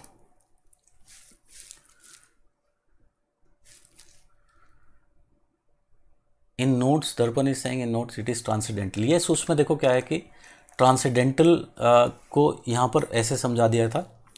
So one such attempt has been made by in the form of transcendental phenomenology. So Husserl's phenomenological approach uses methods of transcendental reductionism to answer the basic question of phenomenology: what is the phenomena? Phenomenological reduction is, और ये phenomenological नहीं होना चाहिए, it is transcendental. Reduction is an approach which suspends all empirical, rational and scientific judgments to bring to light the essential intentional contact between consciousness and the world. It is a way of stripping away all the unnecessary meaning which is attached to the phenomena. For example, phenomenological answer to the question of what is religion has been tried to be answered by Tuan, who consider religion to be a belief system which varies from individual to individual. फिर I explained what is existentialism. जैसे मैंने अभी क्या किया था, I explained you first phenomenology, then existentialism, then I talked about phenomenology can be attempted in two ways, transcendental phenomenology and existential phenomenology. So उसी तरह से लिखा हुआ, just ideally existentialism पहले होना चाहिए था and this should have been here. It should have been here. ठीक है? So I don't think there should be too much doubt. इसीलिए मैंने क्लास में उसको बना के दिखाया. So you see, idealism के बारे में भी लिखा हुआ है. It is a view that activity of mind is foundation of human existence and knowledge. Idealism believes that human behavior is largely controlled by mental activity. This is fundamental basis on which idealists insist that social sciences are logically separate from natural sciences. The approach maintains that human actions can be understood by the scholars. You see, understood by the scholars by the process of rethinking or reconstruction of thoughts. This mode of explanation is referred to as the Wettstein And Verstehen, this was the term which was used in the philosophy of Kant. It is contrasted to the nomothetic approach of natural sciences in that researcher does not have a fixed theoretical framework to study the subject he chooses. Instead, idealists insist that social scientists is concerned with what really happened through the interpretation of thoughts of the others. So this is basically what is the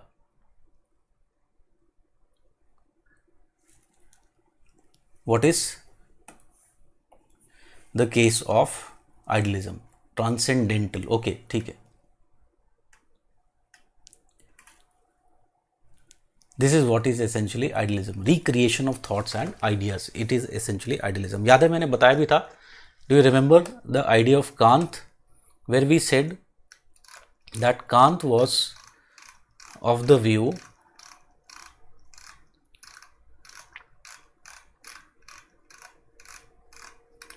that although these people are all individuals and different, but still we can classify them because they belong to same species. As a result of which what happens, they share some kind of common view, common way of looking at the phenomena. So if you can understand this culture which is there, ultimately what will happen, you will understand how they are looking at the phenomena. Okay? So that is basically the case of idealism. So it is born out of the philosophy of Kant. So can I say that now we have a better understanding of what these philosophies are all about? So that is what is existential phenomenology, and here it is existential phenomenology which has been used.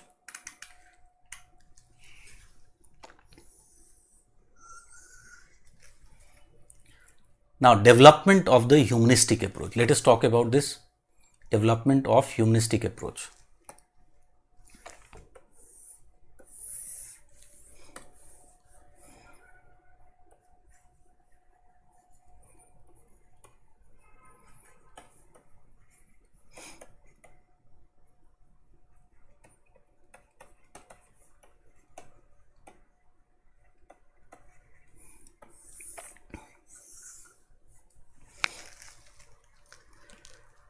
And I will give you 2 minutes, suppose, because now up till now you already know so much about humanism. I'll give you 2 minutes to think about, suppose if you have to write in the exam, how you will be writing the development of humanistic approach.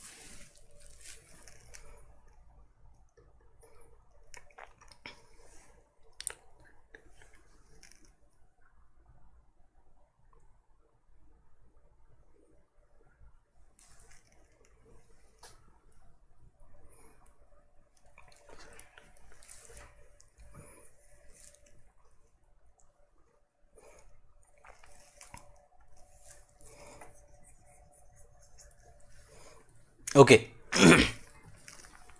So if I have to talk about humanistic approach, can I say that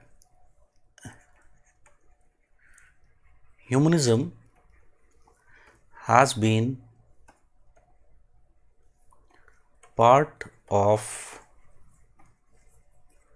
geographical studies since its beginning. It has been part and parcel of geographical studies since its beginning, and its development can be seen in 3 phases, understood under 3 phases.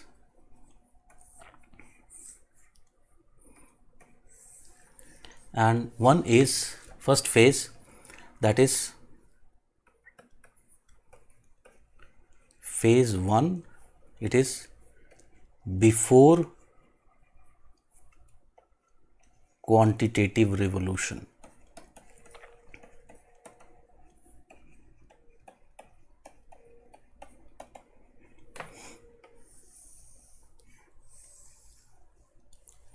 Second is phase 2, it is during quantitative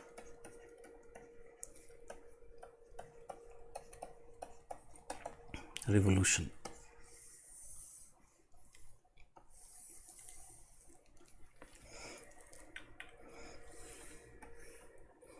And third, if you talk about, is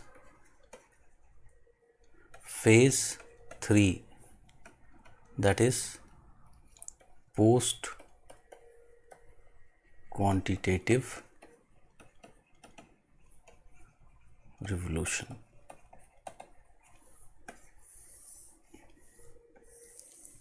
ठीक है. सो इस तरह से material में नहीं है, it is not there in the material systematise like this. So you can jot down this part. So we are going to first talk about the phase 1.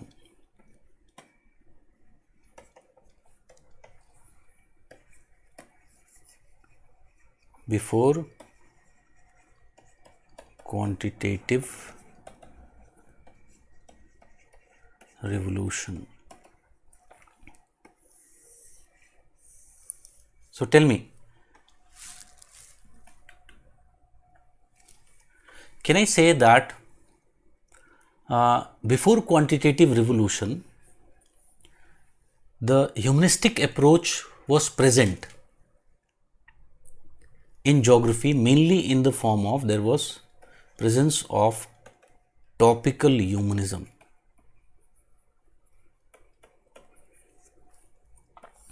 Yes or no?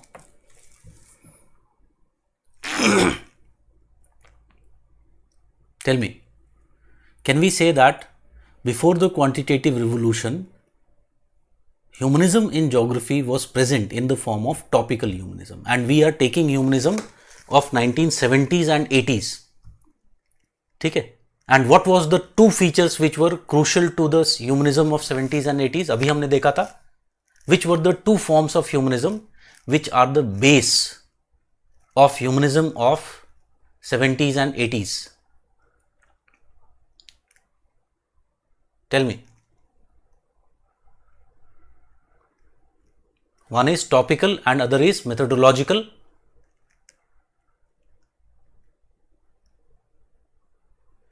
Topical and methodological humanism. So during this period, although methodological humanism was not present because there was no need, but clearly there was presence of topical humanism, and this is evident from the fact that if we talk about during the Greco-Roman period, can I say there was one person who was totally focused on study of culture? Strabo. Focus of study was what? Focus of study was the prevailing cultural practices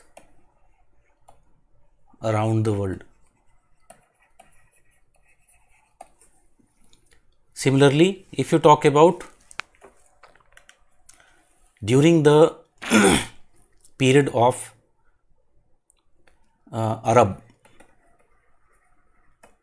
Arabic period, we find that there was another person, Al-Biruni,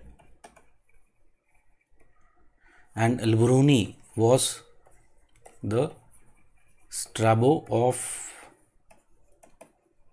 Arabic period. So like Strabo, his the subject matter was also what? His subject matter was comparative cultural studies.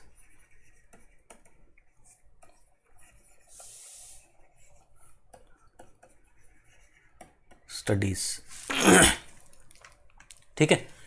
Similarly, if we talk about the classical period, there was Kant. Kant developed he developed methodological humanism.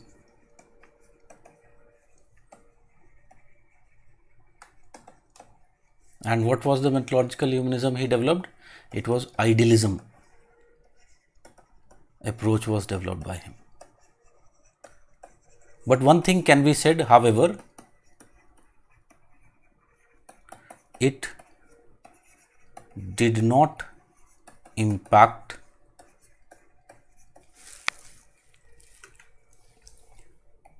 geography as a discipline.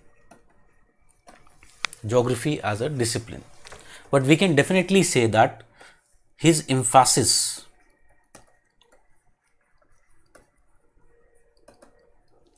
on study of regions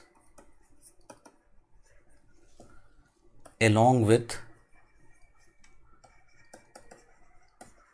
their human geographies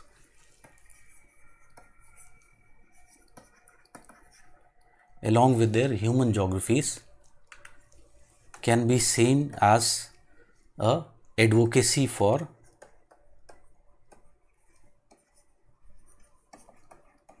tropical humanism. ठीक है. सो एक philosophy develop हुई, idealistic approach develop हुई, it developed, but it didn't influence geography development during this period. So that was the classical period. We know very well, however, during the pre-modern period there was Karl Ritter, and Karl Ritter in his book Ardhkunde, what he has done, he has developed, he has provided description of cultures found at continental and subcontinental levels. So even during pre-modern there was continuity of the cultural studies. So this culture is again what? A case of tropical humanism. During the modern period, again we find that it has continued in number of ways, and we know that there was French school of thought dominated by Vidal and his cultural studies, the study of the genre divai. Similarly, this idea was also present in the German school of thought. And in German school of thought, we have already seen who was the person who adopted the Vidalian approach. It was present in the works of Alfred Hettner. Adopted the Vidalian approach.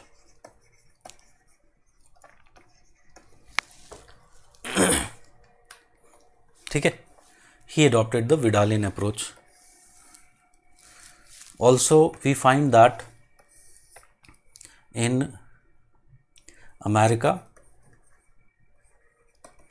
American school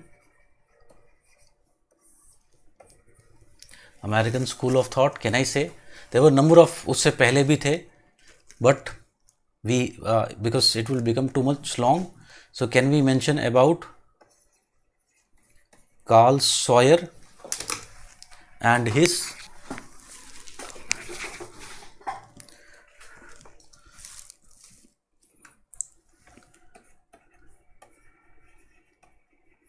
cultural determinism?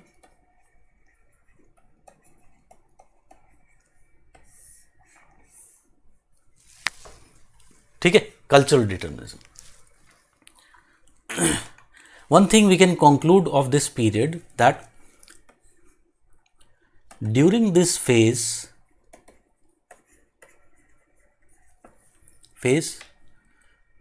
the primary focus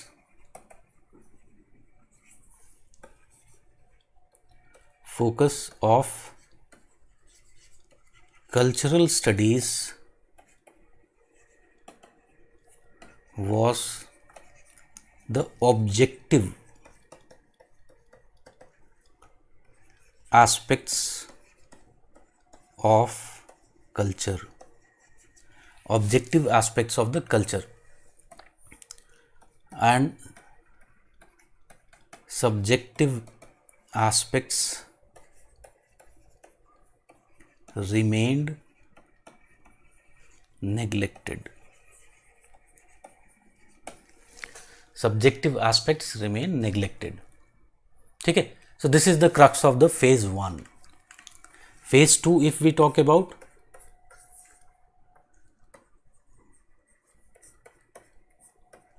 phase 2,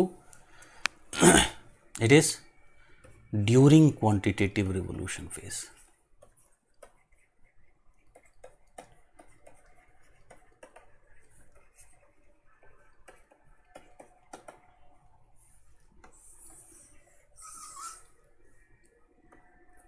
So very importantly, what we find that during quantitative revolution,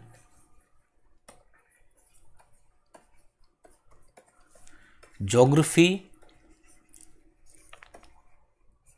was said to be what? It was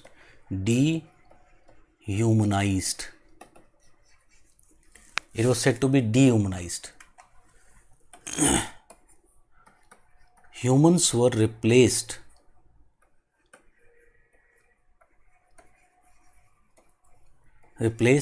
by an imaginary individual,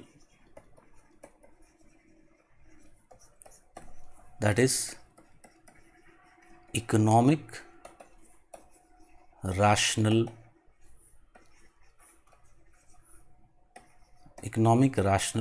human.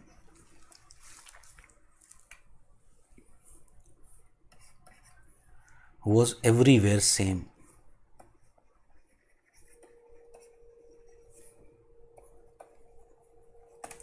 Were same. ठीक है, that is why geography was said to be what? It was said to be dehumanized. Despite this,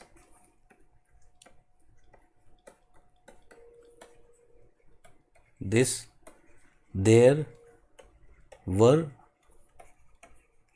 some geographers who continued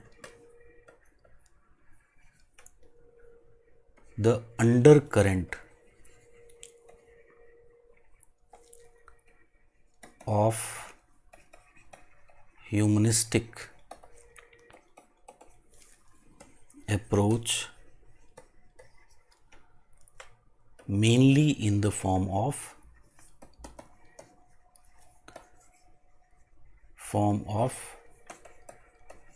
topical humanism. Mainly in the form of topical humanism. And if we talk about these people, for here you can see until up till 1950s it was topical humanism which dominated the discipline. With the advent of quantitative revolution, such topical humanism lost ground and geography was said to be dehumanized. Despite this dehumanization, geographers of this period claimed to be performing or achieving the objective of philanthropic humanism. Even quantitative revolution people can be said to be that. If you want, you can just eliminate this part. क्योंकि हम humanism को basically किस तरह से ले रहे हैं, we are just taking it as topical and methodological humanism. Even during the phase of quantitative revolution, topical humanism did not die down, but remained as an undercurrent and can be seen in the works of geographers like John Kirkland Wright and David Lowenthal. ठीक है. So phase 2 में you'll talk about Wright. Wright suggested that geographers need to know how people know their world. He argued for exploration of geographical imaginations. Subjectivity for him was an important domain of geographical inquiry. Similarly, in 1961, Lowenthal inquired into various ways in which personal world was connected to both the world views and the shared cultural norms of the people. ठीक है. So you can see Lowenthal and Wright, they continued to develop topical humanism. So one thing, when can we say that during this period, why we are separating it from the previous period? During this period, very importantly, that topical humanism developed.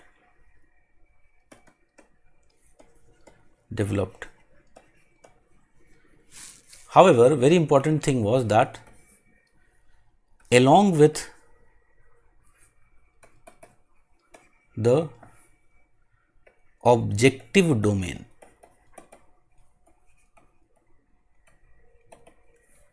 of culture, subjective domain like geographical imagination and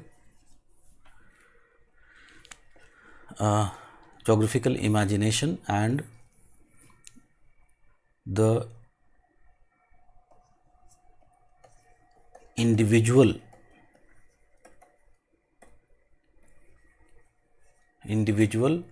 world and cultural views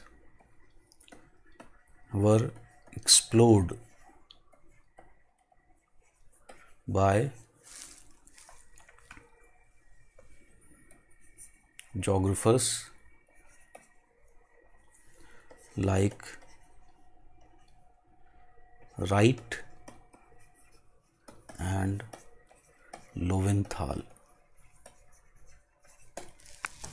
ठीक है. So can you understand how this was different from the first phase? Yes or no?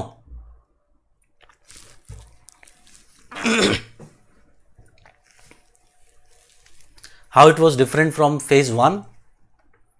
Here the subjective domain also crept into the aspect of humanistic studies.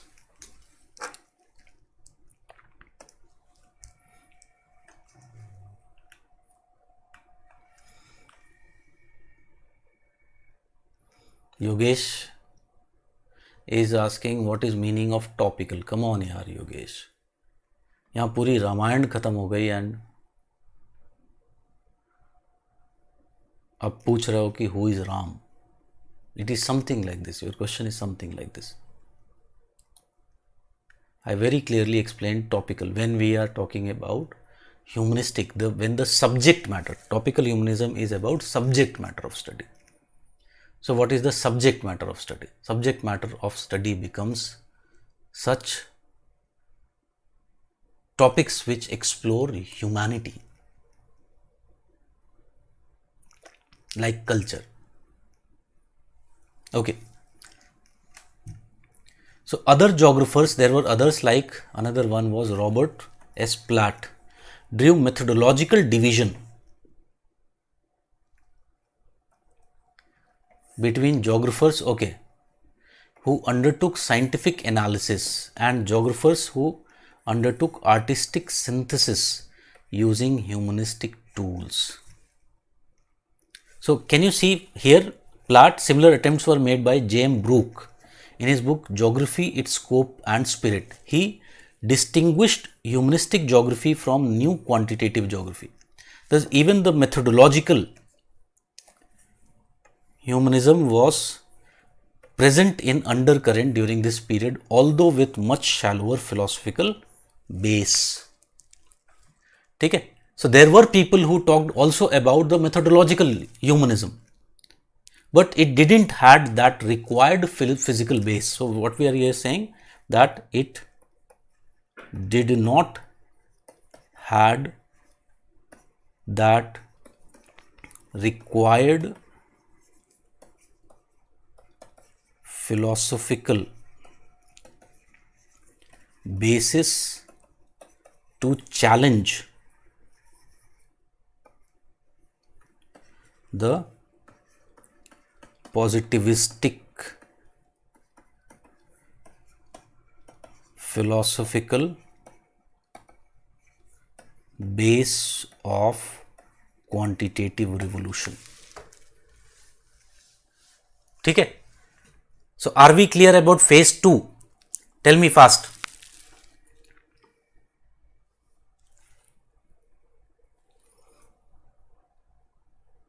Yes or no?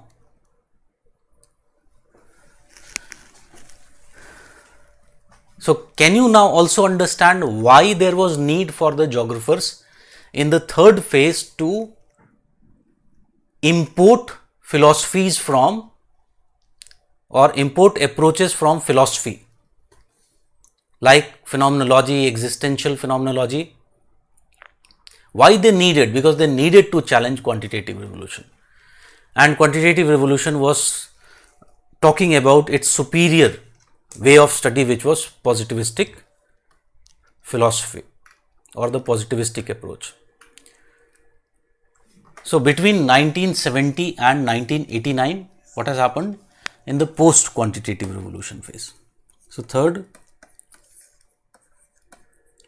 is phase 3, that is, if you want, you can even make phase 4. So, phase 3, it is post quantitative revolution.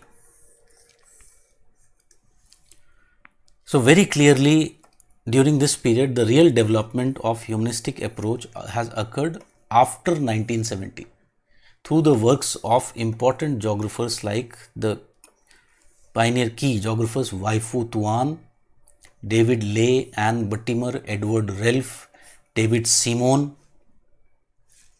Humanistic geography of this period gives central and active role to human awareness, human agency and human consciousness, human creativity. It has developed against the anti-humanistic tendencies of quantitative revolution.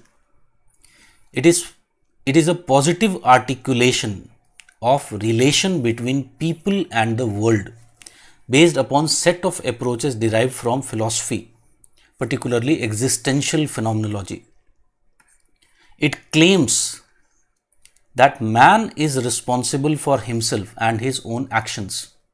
Man alone is able to descend to animalistic status and rise to the status of angels. His role in the universe is not fixed but largely depend upon him. Humans are willful agents and not puppets of some mysterious force.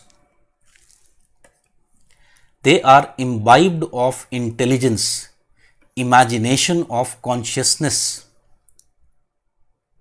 Thus, humanistic approach argues that human geography should essentially be based upon these aspects of humans, these subjective domains of the humans. Okay? So, in this phase, if you talk about in the first part of this phase between 1970 to 1989 phase, what has happened? There has been development of very clearly topical humanism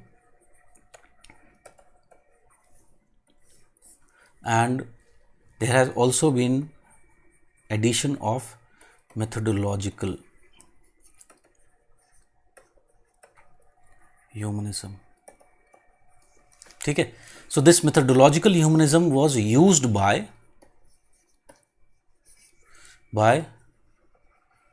humanistic geographers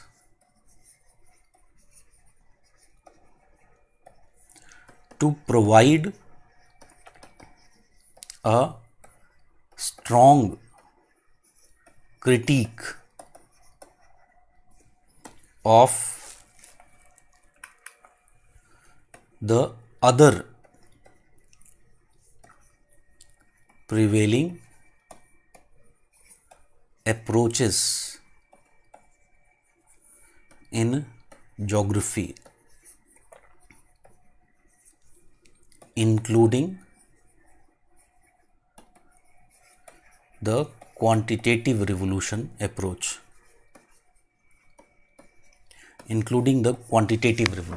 So they have done what? They have severely criticized the other approaches, and इस point को we will be talking about here.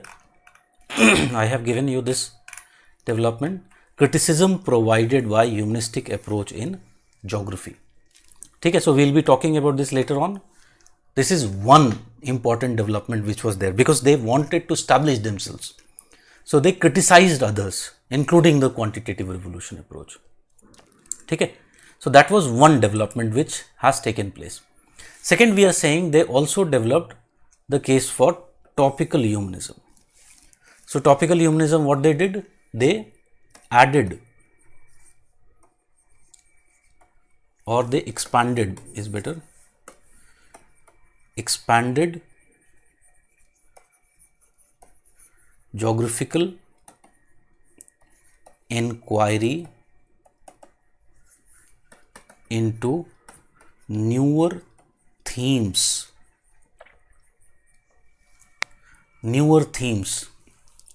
like, here it is given after this, themes like, very important theme which developed was concept of place, study of personal geographies, aspects like crowding and privacy, religion and linguistics. Even in religion and linguistics, they explored number of subjective domains. For example, in religion, they started to do phenomenology of religious places. So, for example, why certain place acquires the status of a religious place while others don't? What is the reason behind that? For example, there might be places where a banyan tree is being cut today. Even we are talking and they are being cut today. But there are places where those same banyan trees are worshipped. So what is the characteristic of a place which makes it people respect them religiously?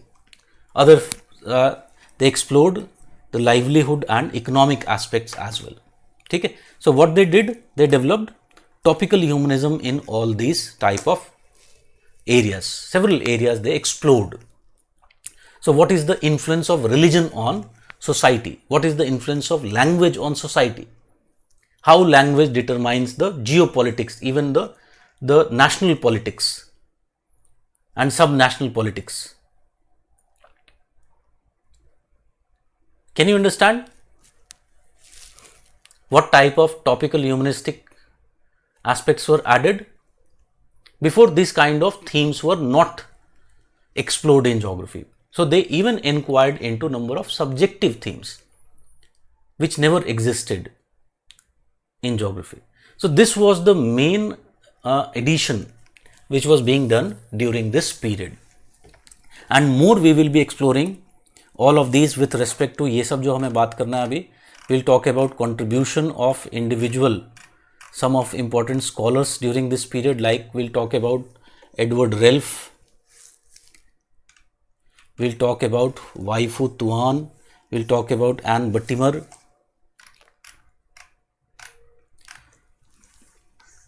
David Seaman, David Lay, so many we'll be talking about tomorrow.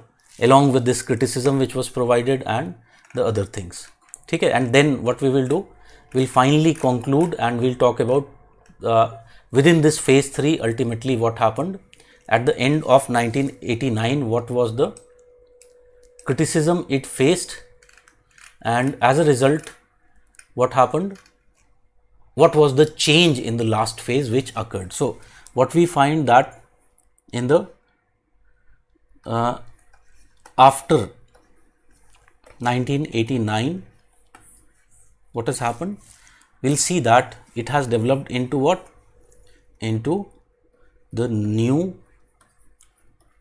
cultural geography. It has survived,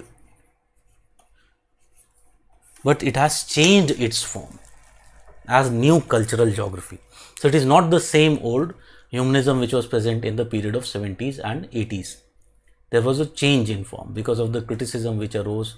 It ceased to remain as the main philosophy, as the paradigm philosophy, paradigm approach in the post 80s period. Okay, so are we clear about this? Tell me. We'll continue this tomorrow. I hope most of the things you understood. Again I am speaking, if you didn't understand, there is no problem, because वो जो philosophy मैंने बताया, they are not going to ask you direct questions from that philosophy. The only use of those philosophy is what we will be explaining now. Like, did you see how I used those concepts of topical and methodological humanism while explaining the development of humanism? Yes or no?